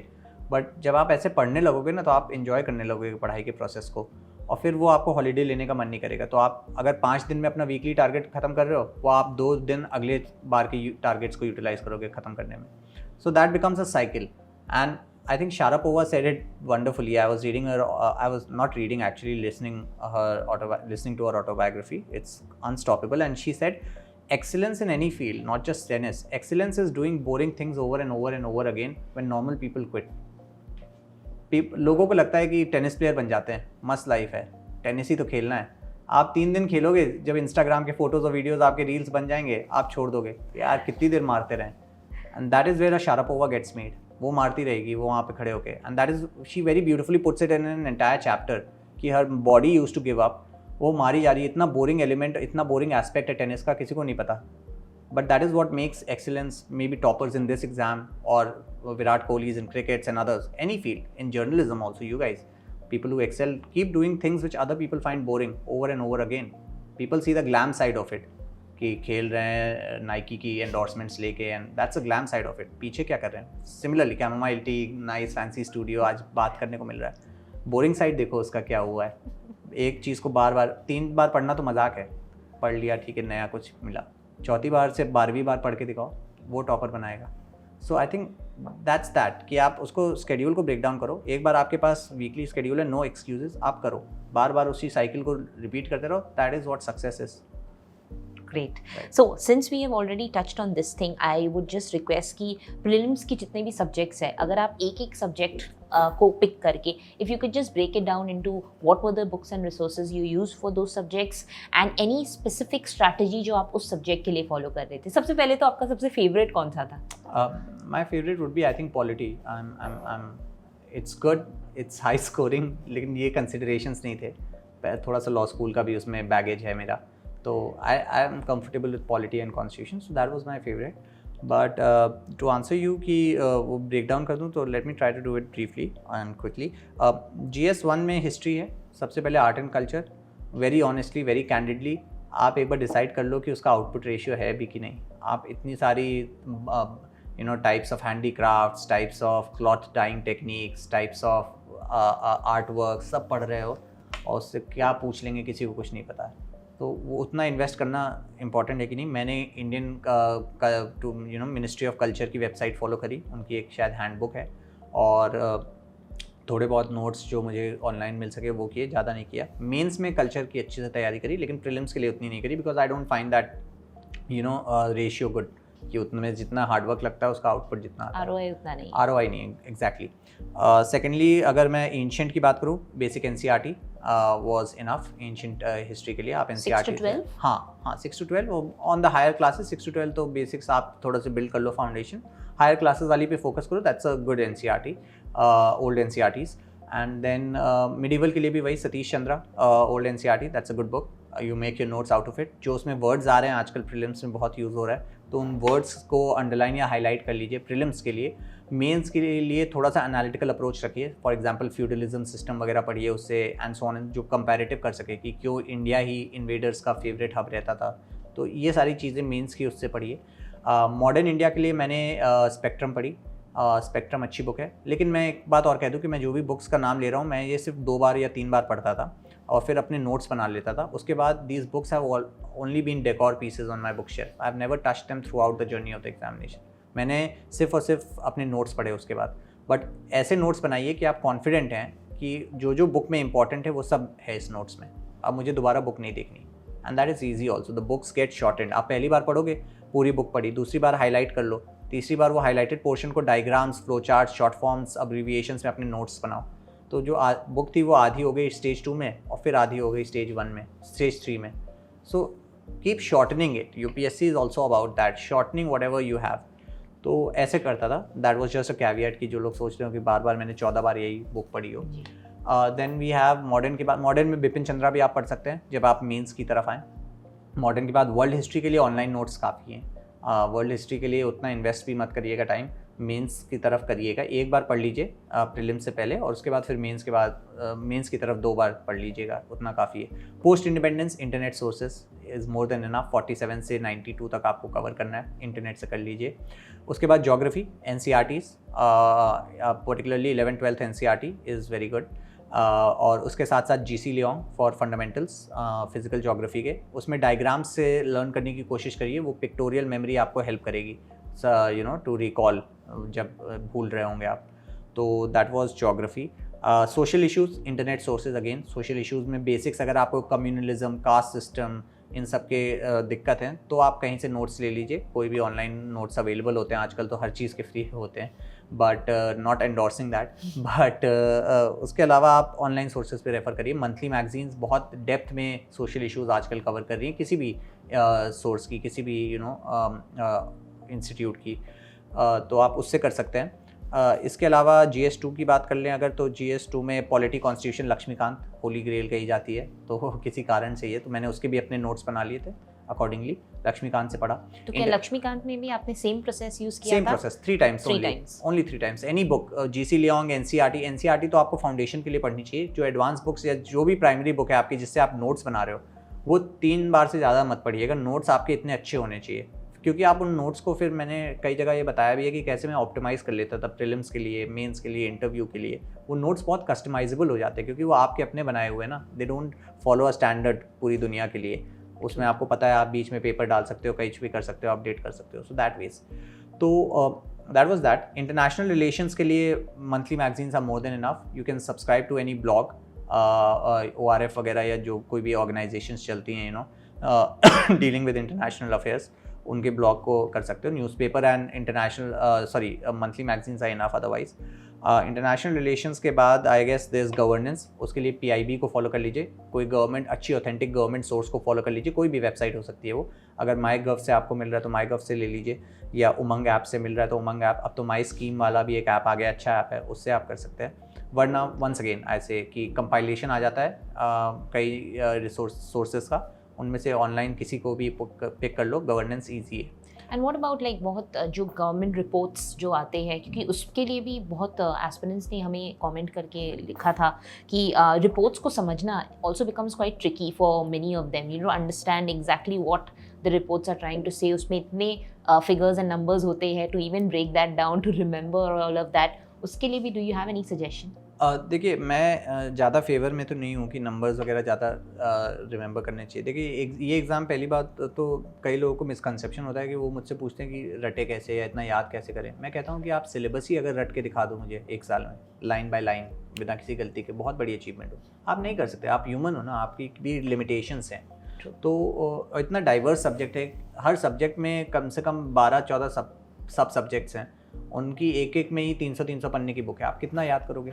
तो एंड अगेन हमारे यहाँ सोसाइटी में रटने को बहुत गलत तरीके से कैरेक्टराइज किया जाता है। जब क्रिकेटर्स या विराट कोहली नेट्स पे जाता है, एक बॉल को बार बार खेलता है ना, what is he doing? He is subconsciously training and building is muscle memory. एक बॉल को बार बार खेल रहा है, वाई? कि जब सही में वो बॉल आएगी पिच पे तो सबकॉन्शियसली उसका पैर आगे या पीछे जाएगा। ओवर पिच है, अपने आप आगे चला जाता है, शॉर्ट पिच है, पीछे आ जाता है, तब हम उसको ट्रेनिंग का नाम देते हैं। लेकिन पढ़ाई का, क्योंकि अपनी सोसाइटी में इतना नेगेटिव कॉनोटेशन है कि एक बार बार बार किसी चीज़ को पढ़ोगे तो रटना है। ऑब्वियसली कुछ फैक्ट्स तो रटने ही पड़ेंगे। अगर आप उसको रटना ही बुलाना चाहते हो तो रटना बुला लो।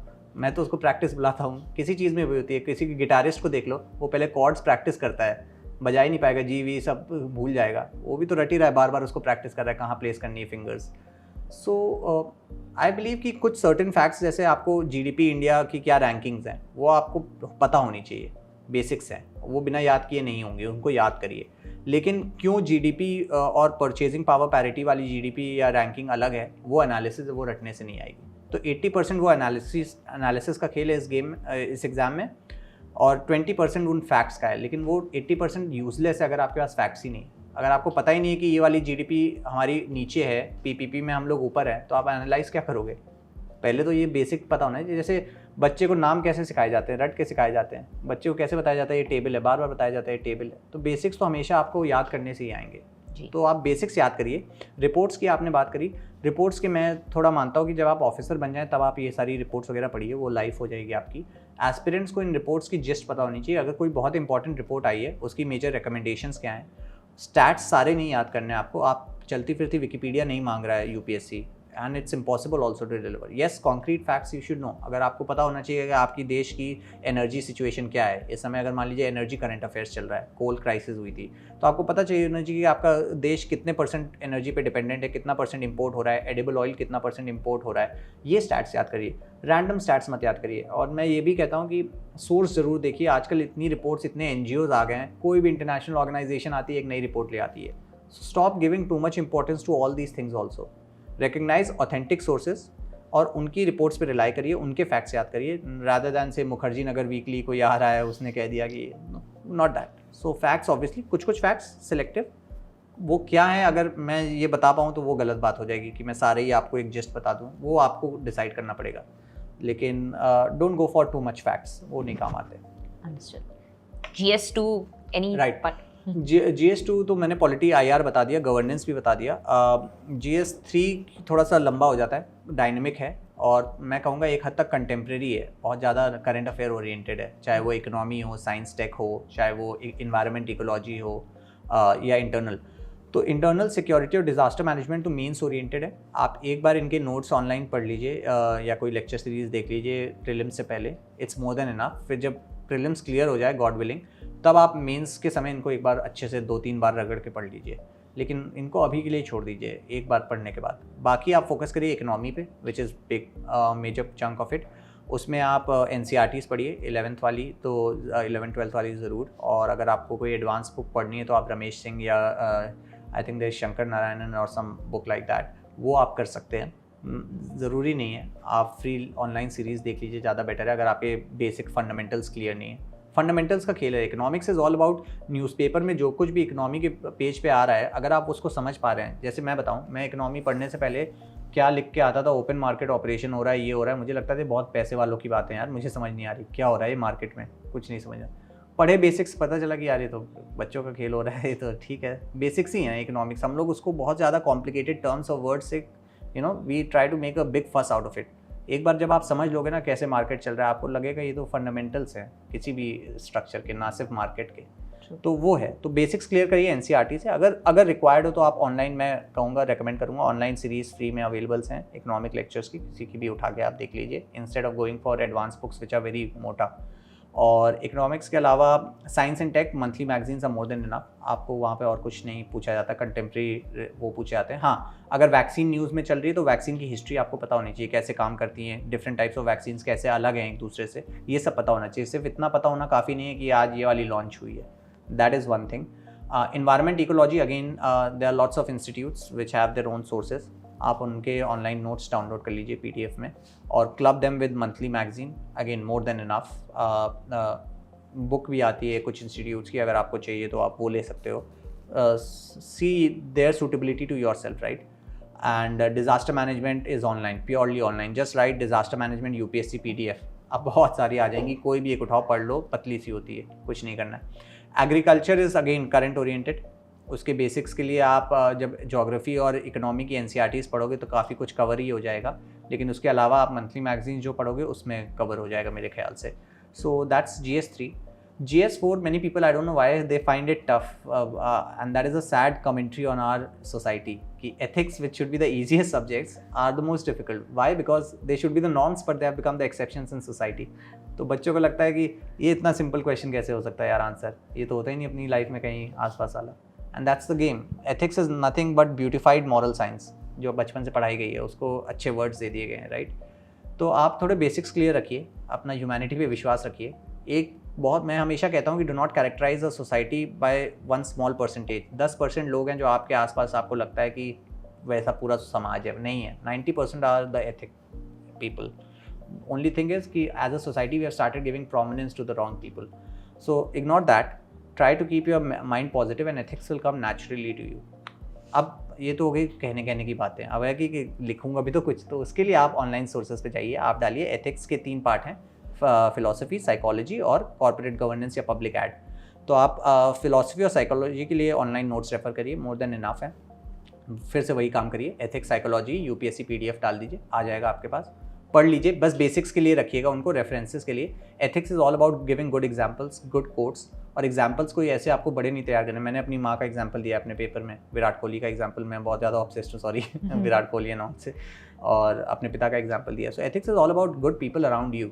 आपने उनसे जो कुछ सीखा है, अगर वो क्वेश्चन पे अप्लाई कर रहा है, आप उनके एग्जाम्पल दो ना। आपको कौन कह रहा है कि आप एक पर्टिकुलर फिगर को याद करो या कुछ करो, तो ऐसा नहीं। एक एथिक्स के लिए आप काम कर सकते हो, जो मैंने किया, मैंने एक डॉक्यूमेंट बना लिया, उसमें मैंने कोट्स रख लिए सेक्शन वाइज, थीमेटिक कोट्स, उससे रिलेटेड कुछ आता था डालता था, और स्टोरीज और थोड़े एनेक्डोट्स। गुड IAS ऑफिसर्स हुए, जैसे आर्मस्ट्रॉन्ग पामे ने रोड बना दी, या कई और IAS ऑफिसर्स जिन्होंने बहुत अच्छा काम किया, उनके एग्जाम्पल्स और नाम आपने रख लिए और उनको यूज़ कर लिया। केस स्टडीज़ प्रैक्टिस करिए, try to practice 70+ case studies, ये भी आपको ऑनलाइन फ्री में अवेलेबल है। जस्ट टाइप केस स्टडीज़ वाली, और उनको प्रिंट आउट लेके एक खाली पेज में आंसर मत लिखा करिए, पॉइंटर्स में लिख लीजिए, वो केस स्टडी पढ़िए और 5 मिनट में डिसाइड करिए क्या लिखना है आपको, और आप लिखिए। 70 बार प्रैक्टिस करेंगे, case studies will become a piece of cake for you, and that is what this ethics paper tested. Lengthy case studies दी, बहुत सारी इरेलेवेंट इन्फॉर्मेशन उसमें थी। They wanted to see if you can identify the demand of the question, and I attempted entire questions, I was able to attempt all the questions solely A because of answer writing practice, and B because I had trained my mind to see for the important parts of the question. So that's GS 1, 2, 3, 4. So when you spoke about answer writing practice, because you have trained your mind also, could you also highlight, just shed some more light on this pointer कि answer writing की जो practice के बारे में आप बात कर रहे हो, especially aspirants जो नए अभी आ रहे हैं, how can they get into that habit, and what ideally from your end would be a good way of starting to write answers? I think very rightly as you said, I would say mains का king maker है answer writing. Because देखिए एक बात समझिए कि mains is not about आपको कितना पता है, मेंस इज़ अबाउट आप कितना बता पा रहे हो, राइट. वो आदमी, आप बहुत बड़े स्कॉलर हो सकते हो, लेकिन वो एग्जामिनर को आपका नाम, रोल नंबर कुछ नहीं पता है ना. उसके सामने बस एक भरी हुई शीट ऑफ पेपर है, एंड ही विल जज you from it.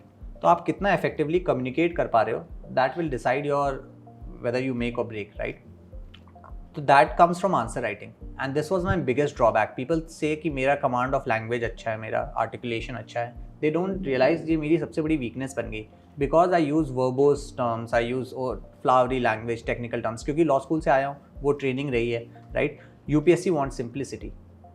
India already इतनी कॉम्प्लेक्स कंट्री है, इतनी कॉम्प्लेक्स प्रॉब्लम्स है. They don't want people to overcomplicate. They want officers who will simplify things. जटिल समस्याओं का साधारण सटीक वर्णन करिए, बिल्कुल. और वो मेंस से आपका चेक कर रहे हैं. सो see again, officer like trait वो मेंस में आपकी देख रहे हैं. तो इतना सा स्पेस देते हैं, इतना कॉम्प्लिकेटेड क्वेश्चन पूछते हैं, वो देख रहे हैं कितने, brevity is the soul of wit कहते हैं ना, कितने छोटे में कितने सटीकता से आप आंसर कर दोगे. And it's a very good thing to test for officers. Why? आपको फाइल इतनी मोटी मिलेगी, इतना छोटा कागज़ में वो आपकी नोटिंग मांगते हैं किसी ऑफिसर से, इतनी मोटी फाइल की. वही मेंस है. सो मेंस बहुत इंपॉर्टेंट है. आंसर राइटिंग करिएगा. मैंने बहुत जल्दी आइडेंटिफाई कर लिया था कि मेरी स्ट्रेंथ ही मेरी वीकनेस है. My language is my weakness. The art of communication is simplicity. कितने आसानी से आप किसी को समझा रहे हो. और वो एग्जामिनर भी तो थका हुआ है ना. आपने तो अपना जीवन पिरो दिया है उस पेपर में, आपको लग रहा है कि वही आंसर शीट ही सब कुछ है. उसके लिए तो बंडल है ना, उसके पास तो बंडल गया है. ही डजंट केयर, मतलब ही ऑब्वियसली केयर्स, बट जनरली उसके पास तो इतना बड़ा बंडल गया है. अब वो चेक करते करते थका आ रहा है, उसमें आपने इतना टेक्निकल कुछ लिखा हुआ है, वो गुस्से में मार्क्स काटेगा आपके. इस बंदे को तो कुछ समझाओ, कोई ठीक करो, कहीं ले जाओ. तो सिंपली अपनी बात रखिए. कंटेंट आपको मार्क्स देगा, लैंग्वेज नहीं देगी. तो उसके लिए क्या करना है, मैंने क्या किया, मैंने आंसर्स लिखने शुरू किए. और ये क्लीशेड आंसर है और यही सच आंसर है, क्योंकि जब प्रैक्टिस करोगे तभी आएगा, और कोई रामबाण नहीं है. और हाँ, 2-3 हैक्स हैं जो मैं बता सकता हूँ. पहला है कि डायग्राम्स यूज़ करिए. टॉपर्स बहुत जल्दी इंडिया का मैप बनाते थे, और मेरा तो 8 से 36 का आंकड़ा है, तो मुझे लगा कि मैं कुछ उल्टा सीधा ना बना दूँ मैप में, है ना. तो again my father was there that time, and he said कि एक दिन सिर्फ मैप प्रैक्टिस कर लो. मैंने एक दिन मैप प्रैक्टिस किया, हो गया. And that day I realise another important lesson कि मेंटल ब्लॉकेट क्या होता है. जब तक आप किसी चीज़ को सोचते हो, आप डरते रहते हो, यार मैप कैसे बनाऊंगा. बनाना शुरू कर दिया, गंदे बने, रात तक अच्छे बन गए, खत्म हो गया वो डर मेरा, बनाना सीख गए. एंड मैप से क्या होता है, आपका ना सिर्फ टाइम बचता है बल्कि स्पेस बचता है मेंस में. और ये 2 चीज़ें बहुत इंपॉर्टेंट है कि टाइम और स्पेस. आता सबको बहुत कुछ है, लिख नहीं पा रहे हैं बहुत कुछ, राइट. तो आप अब एक्स्ट्रा डायमेंशंस कवर कर सकते हो अपने आंसर्स में. So that becomes very helpful and gives you an extra edge. तो आंसर राइटिंग के अगर एंड में मैं कहूँ तो बुलेट पॉइंट्स में लिखिए, एक टाइमर के साथ रखिए, बहुत सटीक होने चाहिए, जल्दी 30 मिनट में आपको ट्राई करना है 4 क्वेश्चंस करने का. एट मैक्स 3.5 तो करने ही है आपको, राइट, मिनिमम. तो टाइम्ड प्रैक्टिस करिए, बार बार लिखिए, रिफाइन करिए. फ्लो चार्ट्स का यूज़ करिए. फ्लो चार्ट्स बहुत आपका स्पेस बचाते हैं, बहुत इफेक्टिवली कम्युनिकेट करते हैं. फ्लो चार्ट्स मैंने बहुत यूज़ किए. और ये सब तभी होगा जब आप अपने नोट्स ऐसे तरीके से बनाते हैं. नोट्स बनाने में आपकी हैबिट होगी, फ्लो चार्ट्स की आंसर में भी आएगी.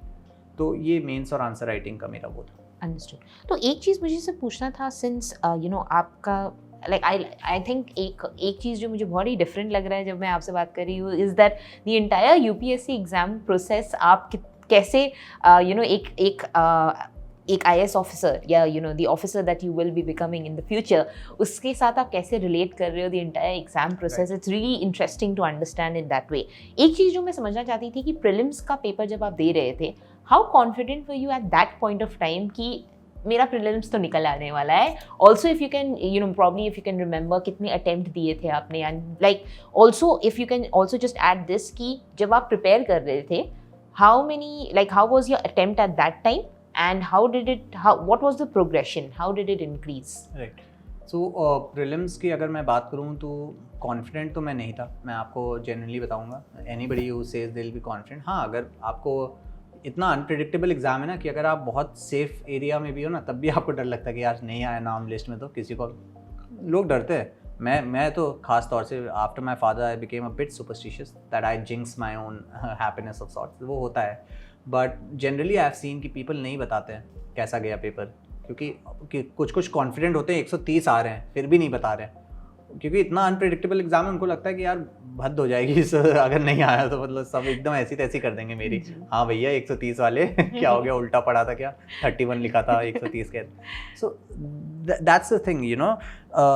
तो कॉन्फिडेंट तो नहीं था, and also because you know prelims में कोविड से रिलेटेड क्वेश्चन आ गया, so that triggered a bad memory, you know, it relapse me back into those hospital days. This is something that I didn't pre-empt again to the aspirants, you know. These are things that toppers and you guys won't ask. You'll ask me prelims कैसे prepare किया, but मेरी सबसे बड़ी problem ये हो गई कि एक ऐसा मोमेंट आ गया जो मैंने प्रीएम्प्ट नहीं किया था एग्जाम में। हाँ एग्जाम में, एंड देन उसके बाद के इजी वाले क्वेश्चंस मेरे गलत हो गए, क्योंकि आई वाज एकदम से पैनिक अटैक होता है ना, फिर इट्स एंजाइटी, इट्स लाइक कि you are stuck in that loop कि फादर के साथ I was in hospital for 10 to 12 days watching dead bodies going in and around, और फिर एकदम से आपको याद आ रहा है कि नहीं यार एग्जाम चल रहा है अभी कुछ करो, उसमें फिर हड़बड़ाहट में गलत हो जाएंगे आपके। तो बी वेरी काम, इसकी भी प्रैक्टिस करके जाइए कि be ready for anything, whatever happens take it on the you know chin. But number of attempts to be very honest I don't remember, so I don't want to on camera कुछ कह दूँ फिर बाद में कुछ, तो आई don't remember. But हाँ ये आपका ज़रूर आंसर कर दूंगा कि जब मैंने स्टार्ट किए थे तब क्या थे। वेरी इंपॉर्टेंट, मॉक्स दीजिए प्लीज़ प्लीज़ प्लीज़, मॉक्स दीजिए। डजेंट मैटर कहाँ दे रहे हैं कैसे दे रहे हैं, ऑनलाइन मिल जा रहे हैं आपको, कहीं से जुगाड़ कर पा रहे हैं, जो करना है आप करिए, वो आपके ऊपर है, मैं उस पर नहीं करूँगा कुछ कमेंट। लेकिन मॉक्स दीजिए। मॉक्स से क्या होता है, लोग मॉक्स को ट्रीट करते हैं टू प्रीएम्प्ट क्वेश्चंस, ये गलत तरीका है कि मॉक्स से हम गेस कर ले क्वेश्चंस क्या आएंगे। आप इतने बड़े शाणे हैं तो यूपीएससी भी तो है ना, यूपीएससी आप तो इधर से जुगाड़ रहे, यूपीएससी तो खरीद लेगी सारे मॉक्स, देख लेगी क्या क्वेश्चन नहीं करेगी उससे कोई आप क्वेश्चन। तो ये मत करिए मॉक्स से, don't try to guess the questions. Mocks are for strategy, for your self assessment. उससे कैसे करोगे आप, मैंने जब मॉक्स देना शुरू किया मैंने देखा मुझे आ बहुत कुछ रहा था, मैं गलत वाले में मेरे नेगेटिव्स बहुत चले जा रहे थे, तो मैंने अब क्या किया कि जैसे बी और सी बचता था तो मैं सोचता था कि यार कितनी ख़राब होगी किस्मत, 50-50 तो है, 5 गलत होंगे 6 सही होंगे, मैं मार्क कर देता था। मैंने देखा 8 में से 10 मेरे गलत हो रहे हैं, so I decide this was a learning curve for me, right. मैंने कहा कि लक मेरे साइड नहीं है और मैं डी डे पे नहीं रिस्क लेना चाहता, it's too big a day for me to take such risk, right, तो मैं नहीं लूँगा। तो this was one of the learnings from mocks. दूसरी लर्निंग मॉक्स से मेरी क्या थी, अच्छा बोलना आसान है कि रिस्क नहीं लूँगा, अभी शायद बहुत सारे एस्पिरेंट्स अग्री भी कर जाएं, लेकिन जब आप उस दिन बैठे होगे ना प्रीलिम्स में, तब आपके ऊपर प्रेशर होगा कि मेरा 1 साल बर्बाद होने वाला है। और 2 ऑप्शन तो छोड़ो, अगर आपने एक ऑप्शन भी एलिमिनेट कर लिया ना, आपके पास 3 है, आप कहोगे 33% चांस है यार 1 साल लाइन पे लगा है, मार्क कर देता हूँ। That is where the game happens. Prelims मैं हमेशा कहता हूँ कि आपके ज्ञान की नहीं, आपकी समझदारी की परीक्षा है। ऑब्वियसली ज्ञान ज़रूरी है, आप 200 भी लाओगे तो भी क्वालिफाइड हो, 120 लाओगे तो भी क्वालिफाइड हो। नॉट सेइंग कि 120 टारगेट करो, टारगेट हाई, बट इतना भी ऐसा इरेशनल मत बन जाओ कि उस 200 लाने के चक्कर में आपके 120 भी नहीं आ रहे हैं and you become too over confident और 80 ला रहे हो। What's the use then, right. Be practical. Prelims is about pragmatism. आप जितने मैं कहूँ कि समझदार हो गए, कहाँ आपको अपना पेन रोकना है, वो प्रीलिम्स डिसाइड करता है। और ये मेरा मॉक से आया, मेरी टाइम मैनेजमेंट मॉक से आई कि कैसे मैं अपना टाइम ब्रेक डाउन कर ले रहा हूँ, फिर रफ पेज में जाके कैलकुलेट कर रहा हूँ कि कितने शॉर्ट अटैम्प्ट्स हैं, उससे मैं डिसाइड कर लेता था कितने मैं और ले सकता हूँ अटैम्प्ट्स, राइट, क्योंकि सारे क्वेश्चन तो सबको नहीं आते हैं। तो ये सारी चीज़ें मॉक्स हेल्प करती हैं बहुत। मैंने लगभग 70+ मॉक्स दिए, तो आप लोग को भी जहाँ मिले, जितने मिले, आप मॉक्स दीजिए और मॉक्स को ऐसे यूज़ करिए, नॉट फॉर रैंकिंग क्या आ रही है, टॉपर को कितना आया, leave all of that. May be आपके मॉक्स का टॉपर क्वालिफाई भी ना करे, दैट्स ट्रू। तो 70 to 80 मॉक्स आपने कहा, और आंसर राइटिंग की जब आप प्रैक्टिस कर रहे थे तो वो कितने आंसर्स आपने लाइक ऑन एवरेज लिखे होंगे? मैंने लिखे, क्योंकि पहले मैं पैराग्राफ वाइज लिख रहा था, मुझे लगा कि कंटेंट अच्छा है, मार्क्स बिल्कुल नहीं मिलेंगे, क्योंकि फिर मैंने देखना शुरू किया टॉपर्स के भी, तो वो बुलेट पॉइंट्स लिखते थे अच्छे, बहुत नीटली ऑर्गेनाइज सिस्टमेटिक आंसर, तो मैंने वो करना शुरू किया। मैं कहूँगा अगर आप टेस्ट वाइज जोड़ो या वैसे जोड़ो तो मैं कहूँगा करीबन 10 से 12 test full length kind of test. तो क्वेश्चंस तो बहुत प्रैक्टिस किए रैंडम वाले, लेकिन प्रॉपर टेस्ट वाइज तो 10 से 12 कहीं से भी आप उठा लीजिए। आपके पास कोई मेंटोर है तो आप उससे, मेरे पास कोई मेंटोर नहीं था, my father was my only mentor, मतलब for this examination my mother and my sisters are my mentors, but specific to this examination who knew the in and outs and who could guide me, right. So I didn't have that, so I was in a test series. But if you have a mentor then you आप उनको answers भेज दीजिए, वो आपको बता देंगे। Marks थोड़ी ना आपको चाहिए टेस्ट सीरीज़ में, आपको बस अपना फीडबैक चाहिए, क्या अच्छा कर रहे हैं, क्या बुरा कर रहे हैं, क्या बेटर कर सकते हैं। मैं डायग्राम्स बनाना मुझे आंसर राइटिंग से आया, तो जितना ज़्यादा लिखेंगे आपका स्पीड आ जाएगी। Speed again one of the biographies I was reading, Parmeshwaram Iyer's Method in Madness, he said a very good lesson for means. He said, do not let best become the enemy of good. Excellent answer लिखने के चक्कर में आप 2 good answers मत छोड़ दीजिए। ठीक है, आप एक्सेलेंट आंसर लिखेंगे, आपको शायद +2 मिल जाए उसमें, वो बाकी बंदे +6 करके 2 गुड आंसर्स लिख के 12 ले आएंगे। So be smart about it, है ना, don't be too emotional about an answer. मैंने भी कुछ लिखे होंगे एक्सेलेंट आंसर्स, मैंने भी ग्रेट आंसर्स लिखे होंगे, बट मैंने हमेशा टारगेट गुड आंसर्स का किया। जहाँ स्कोप था वहाँ उसको ग्रेट और एक्सेलेंट के स्टेज तक ले गया, जहाँ स्कोप नहीं था और गुड फिनिश किया। Finish all the questions and there are great chances that your name will be on the list for the interview, at least if you're finishing all the questions. Don't try to take it on your ego कि इसको मुझे excellent बनाना है। Mains में और S A में बहुत ego वो वाला चैलेंज आता है। एसए में खास तौर पे टॉपिक सिलेक्शन को लेके लोग इमोशनल हो जाते हैं। जैसे अगर मैं शेयर कर दूं जल्दी से कि मेरी पोएट्री बहुत अच्छी हॉबी है, मैं बहुत बचपन से इंटरेस्टेड रहा हूँ उसमें, और इस बार एक टॉपिक आ गया पोएट्स आर द अनएक्नॉलेज्ड लेजिस्लेटर्स करके कुछ आया, तो मैंने तो उसको उस पर ले लिया कि यार ये तो मुझे चुनौती मिली। ऐसा लगा कि यूपीएससी ने चैतन्य अवस्थी के लिए क्वेश्चन दिया हुआ है सिर्फ, इसको देखते हैं, चैलेंज करते हैं, लिख के दिखाओ इस पर। नहीं लिखा मैंने मुझे बाकी चीज़ों पे और अच्छा आता है। I am not there to prove a point to anyone कि मैं पोएट हूँ यार, मुझे गवर्नमेंट ऑफिसर बनना है। मुझे जो कॉन्फिडेंट था जिस टॉपिक पे बहुत अच्छे से कॉम्प्रिहेंसिव जाता था, मैंने वो टैकल किया। So don't be emotional. I have been interacting with students, some of them admitted, you know, talk के समय नहीं, पीछे आके बोले कि हाँ सर, जोश में आके ले गए कि ग्रेजुएशन का सब्जेक्ट था, तो ईगो पे ले गए कि ग्रेजुएशन में पढ़ा है उससे रिलेटेड आगे तो करना। अरे नहीं भैया, किसी वहाँ पे चेकर को पता भी नहीं कि तुम्हारा सब्जेक्ट क्या था। So be the things you are confident in, उसको करिए, and be smart in this preparation, that's all. Great. तो सिंस आपने एक्सपर्टीज़ के बारे में बात किया, let's actually touch on the final part of mains which is the optional. तो थोड़ा आप अपनी ऑप्शनल को लेके हमें बताइए, what were the resources you used and if the strategy that you can also share for your optional.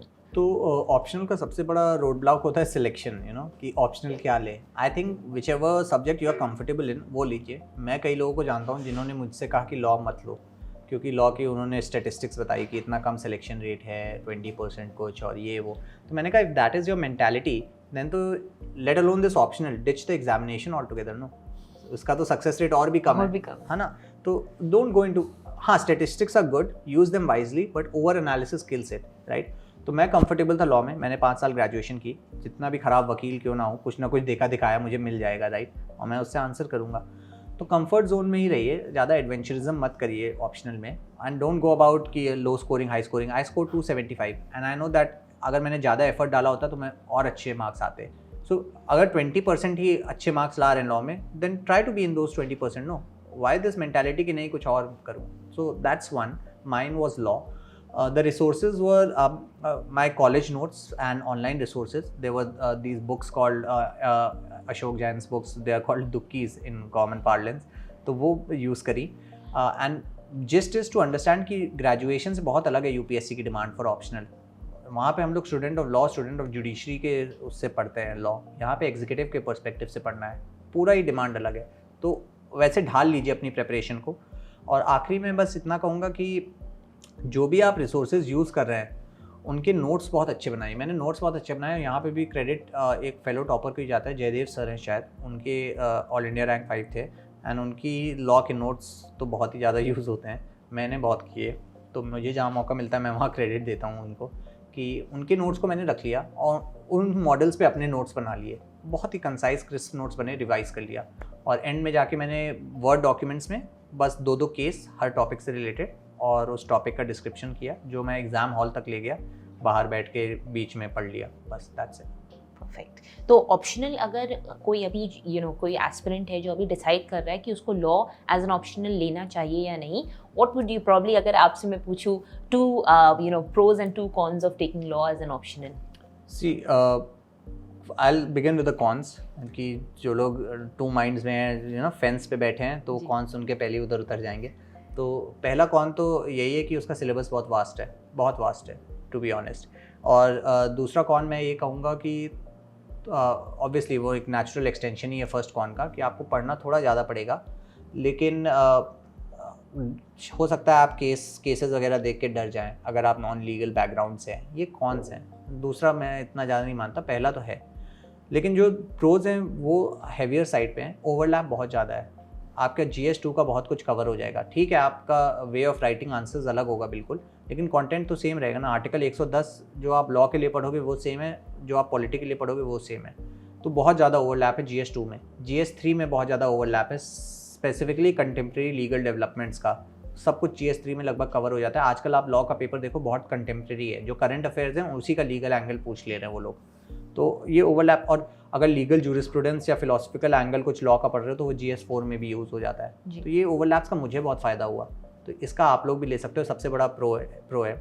और दूसरा प्रो मैं ये कहूँगा कि बहुत डायरेक्ट है, जितना वास्ट सिलेबस है उतने डायरेक्ट क्वेश्चंस हैं, बहुत सिंपल क्वेश्चंस। अगर आप प्रीवियस ईयर क्वेश्चंस देखो, नंबर ऑफ ईयर्स के लगा लोगे, उसके बाद सब कुछ रिपीट हो रहा है। क्वेश्चंस नहीं रिपीट होते कभी भी, पहली बार देखोगे तो लगेगा कि कभी रिपीट नहीं हुआ है कोई क्वेश्चन, थीम रिपीट हो रहा है। तो मैंने प्रीवियस ईयर क्वेश्चंस की एक बुकलेट निकाली, उसमें स्पेस डाला PDF टू वर्ड करके ऑनलाइन, और 5 स्पेसेस में जब मैंने आंसर्स लिखने शुरू किए पॉइंटर्स में, मैंने देखा कि कुछ नंबर ऑफ ईयर्स के बाद मैं हर आंसर में लिख रहा था डन। क्वेश्चन अलग था लेकिन डन लिखता था, क्योंकि वो थीम कवर हो चुका है पहले। So that means laws is a great thing.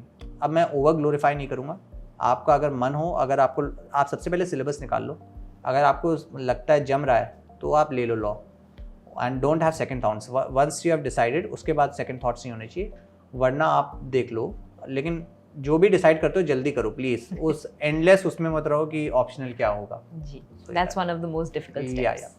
चलिए, तो ऑप्शनल के बारे में सिंस आपने टच कर दिया, अब लास्ट एक पार्ट रह जाता है which is the interview stage और the personality test. So you seem to have a great personality because of the vast experiences actually your parents have shared with you.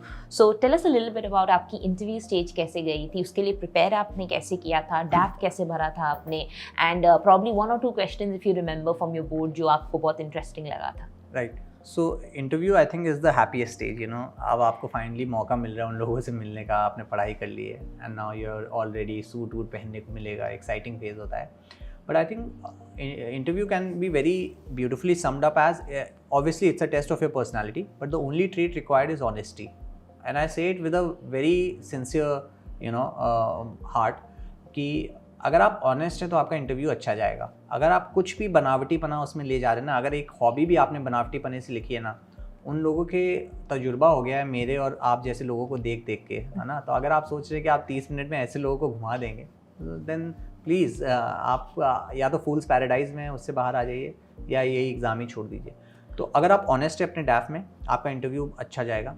अब preparation मैंने कैसे करी, मैंने सबसे पहले अपने डैफ के हर वर्ड को प्रिपेयर कर लिया। अगर कानपुर है मेरे फॉर्म में तो मैंने कानपुर से रिलेटेड हर चीज़ प्रिपेयर करी, उसका कल्चर, उसकी हिस्ट्री, सोशल डेमोग्राफिक्स क्या है, आजकल की इकोनॉमी क्या है, वो टेक्सटाइल हब हुआ करता था अब क्यों नहीं है, उसके लेदर एक्सपोर्ट्स का क्या हुआ, हर चीज़ कानपुर का 360 डिग्री कवर अप मैंने किया।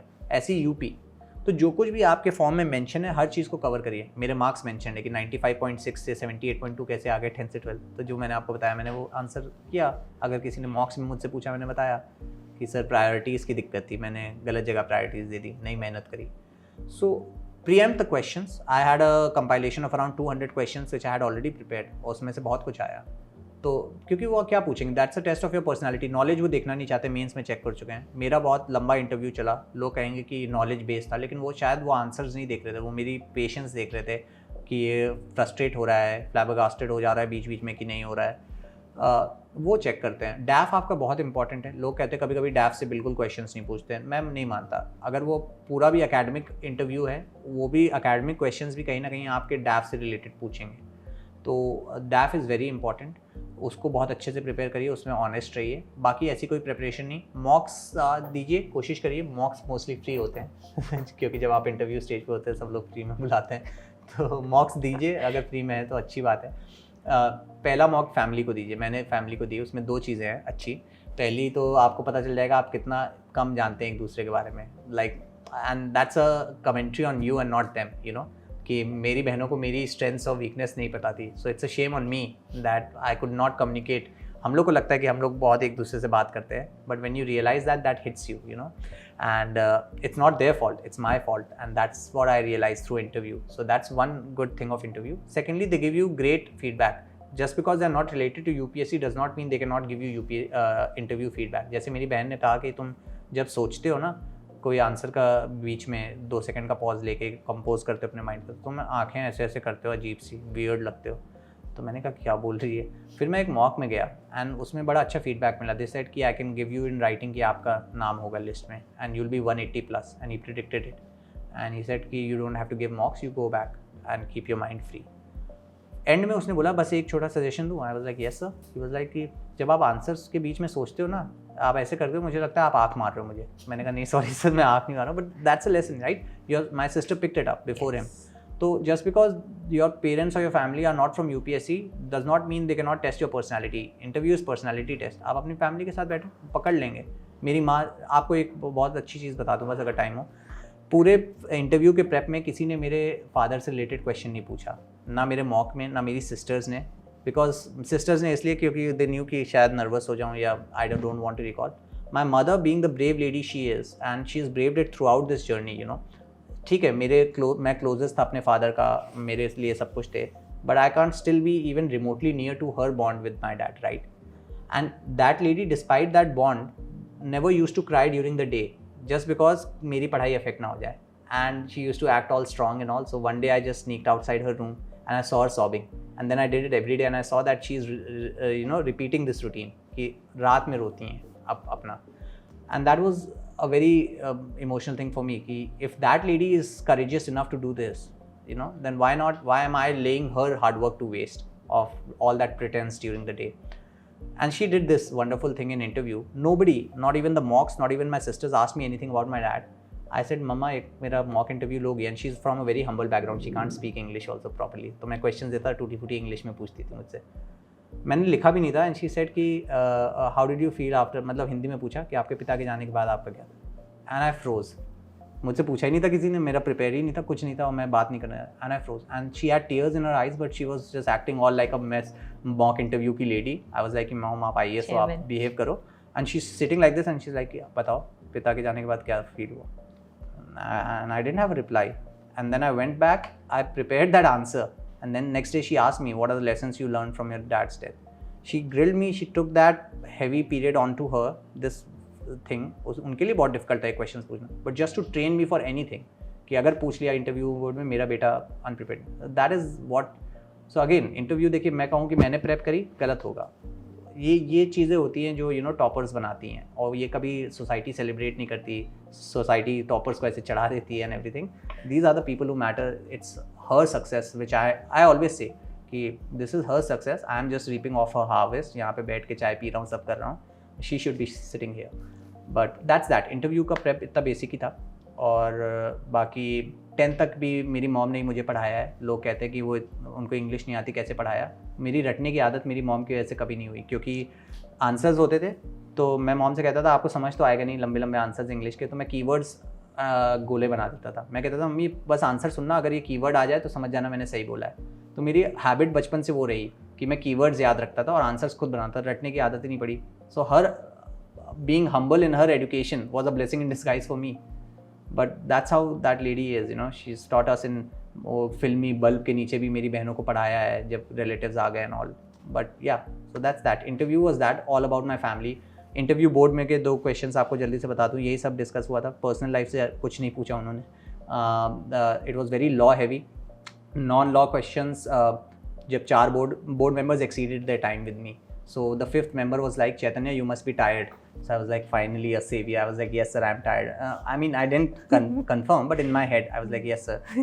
And that guy was like, now I will take your mind off legal questions. It's been too legal. Now I'll ask you something else. तो मैं खुश हो गया कि अब hobby पूछेंगे या कुछ अच्छा पूछेंगे, fun सा. And that guy is like, चलो economics पे बात करते हैं. And I was like, sir, law पे वापस चलो please. But that's how interviews are. You can't predict, ना. कुछ भी ऐसा extraordinary नहीं हुआ. A part of it was very professional, very cordial. Very intense, went along for a long time.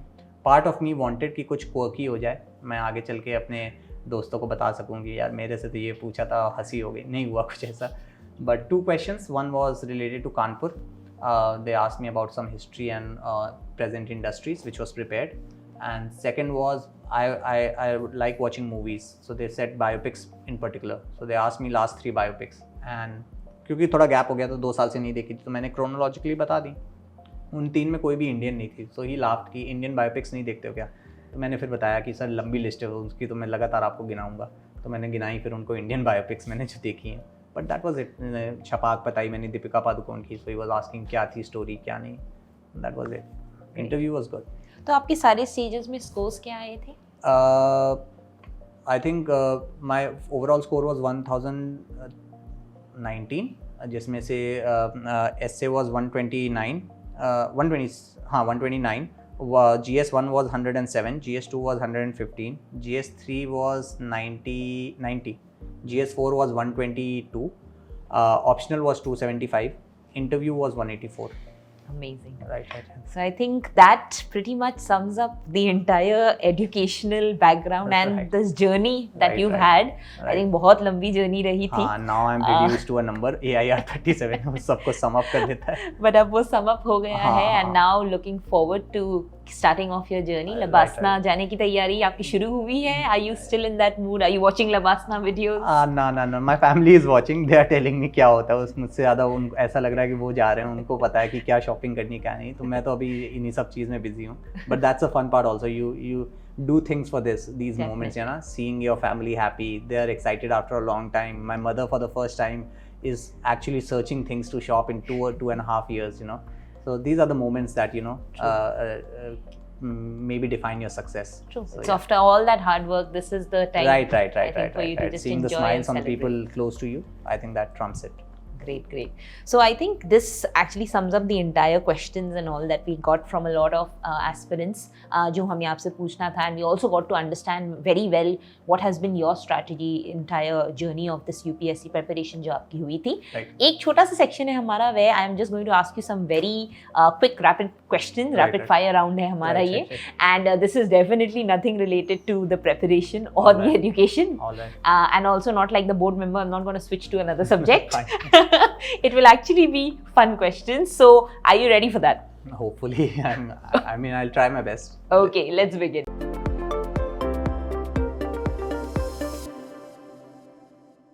First question: if you had an option to, go back into the past in any year of history, which year would it be and why? Anything before 9th May 2021, when my dad was alive. Just anything. That'll be the best.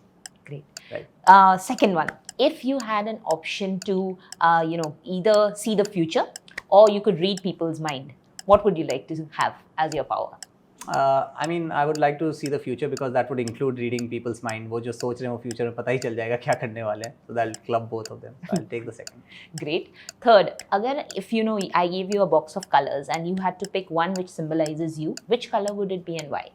I think it'll be orange. I don't know. I just like orange. It's a very pulpy feel to it when I see orange. Orange, and it's my niece's favorite, who means the world to me. So that's Great. all. What's her name? It's Kyra. Oh, such a beautiful name. So, fourth question: if you had an option to, probably live one day in the future, and probably you become the decision maker for everything in the world, what is that one key decision that you would want to take on that day? I think recognize efforts of women like my mother, the domestic duties that they do. I think they are much more than the professional duties that the breadwinner does. So I think that would change a lot of things. The fallout effects of that would be in all spheres. So that would be one decision that I'll take. Okay, and one final question is: how would you describe Chaitanya in 3 words? Chaitanya in 3 words. Oh, that'll be too narcissistic. I'll just pass it on. I'll leave it for people to judge. But I'd be happy if somebody calls me just honest, and I'm just fun to be around. I give this vibe of being a very serious person and very non-approachable, but people close to me know the person I am, and I'm just like to be an easy person to be around. That's amazing. Right. That's amazing. So that brings us to the end of this entire interview. Alright. And thank you so much कि आज आप आए यहाँ पे. No, the pleasure's all mine. No, I had a great time meeting you. Right. And honestly, you do have this aura of, this happiness and happy-go-lucky. And I think that is what we really want from our upcoming officers, Right, because, right. you need to be approachable so Right, that the right, public can definitely, come to you, definitely, right? definitely. And that's definitely the vibe I'm getting from you. Thank you so much. One thing that I want to just ask you is, why IAS? Why had you decided? I know that you said that your dad always looked up to the officers. But any other thing which you think in your mind would have struck? That was a very preliminary thing. वो छोटे बच्चे के दिमाग वाला था, but the authentic reasons were very simple. I don't think, I mean, I respect all professions equally, but the kind of diversity in the set of responsibilities and opportunities you get as an एक तो ये दिक्कत है कि लोग इसको IAS का exam बोलते हैं. It's civil services exam. कई लोग IFS ले रहे हैं कुछ, लेकिन IAS को इतना ओवर हाइप कर दिया गया ना अपने कंट्री में, but for all the wrong reasons. The good reasons are that look at the diversity of opportunities, the roles of leaderships you will get at such a young age, and the कभी आप health department head कर रहे हो, कभी आप home affairs कर रहे हो, कितना कुछ learn करने को मिलेगा. That's what an enriched life is ना, your experiences. And I don't think anything compares. All the books that I've written by civil servants, whatever the journey might have been, the highs and lows, the satisfactions, disillusionments, all of them retired happy, saying that wow, what a life I have had. Now I can reflect back old age में जब कुछ करने लायक नहीं होगा, सोच के खुश हो सकता हूँ क्या क्या किया. That to me symbolized IAS, and that was the only reason why, you know. That's amazing, and I think it's very beautifully put. Right, and just one thing to add to it, I think I've added it in other interviews as well. That's why, because not just IAS, but for a sense of service towards the nation, because sense of service can be through journalism also. I went to Ladakh for an internship for a month, and that too in the winter months, you know. And there was a war memorial which I used to visit every week. उस war memorial के ending gate पे लिखा हुआ था, when you exit, it had a lot of things, you know, beautiful letters by soldiers to their fathers, which never could be sent because, you know, they passed away. But उसके end gate पे लिखा था while exiting that thank you for coming. While you leave, go back to your family and tell them that for their tomorrow we gave up our present. And that was a great thing. So that was a sense of service also towards the nation, you know. So Great. There is something small from our team here. I hope आपको मीठा खाना पसंद है, because this is something here from our team for you. Thank you for coming in today. So I think I would just want you to sum this entire episode for us by giving out one message to all aspirants who are preparing for maybe the UPSC examination या कोई भी competitive exams के लिए वो तैयार कर रहे हो. एक message उन सब के लिए. My one message would be to understand that the only two requisites for this exams are hard work and discipline. Without, both are complementary. Without each, either won't work. And the second thing would be to treat it as an exam, right? To be with people who consider you bigger than this exam, who do not measure your ability or your worth from this exam per se. And once you clear this exam, good, great, all worlds and glory to you. But once you are at the summit, you know that's a snow-capped summit. You have scaled it hard, and once you are at the top, you're enjoying the view. Take it in. But if you keep standing there, you'll freeze to death. So don't keep standing there. ऊपर खड़े हो, ठीक है, लुत्फ उठाओ, आपने मेहनत करी है, नीचे आओ, next peak पकड़ो, और just keep challenging yourself. Treat clearing IAS as the first step of the ladder and not the last. That's my message. Hopefully you'll clear it and you'll remember this once you're sitting here on this table. So that's that. That's amazingly put. Right. Thank you once again, Chaitanya. Thank you so much. And that brings us to the end of this episode.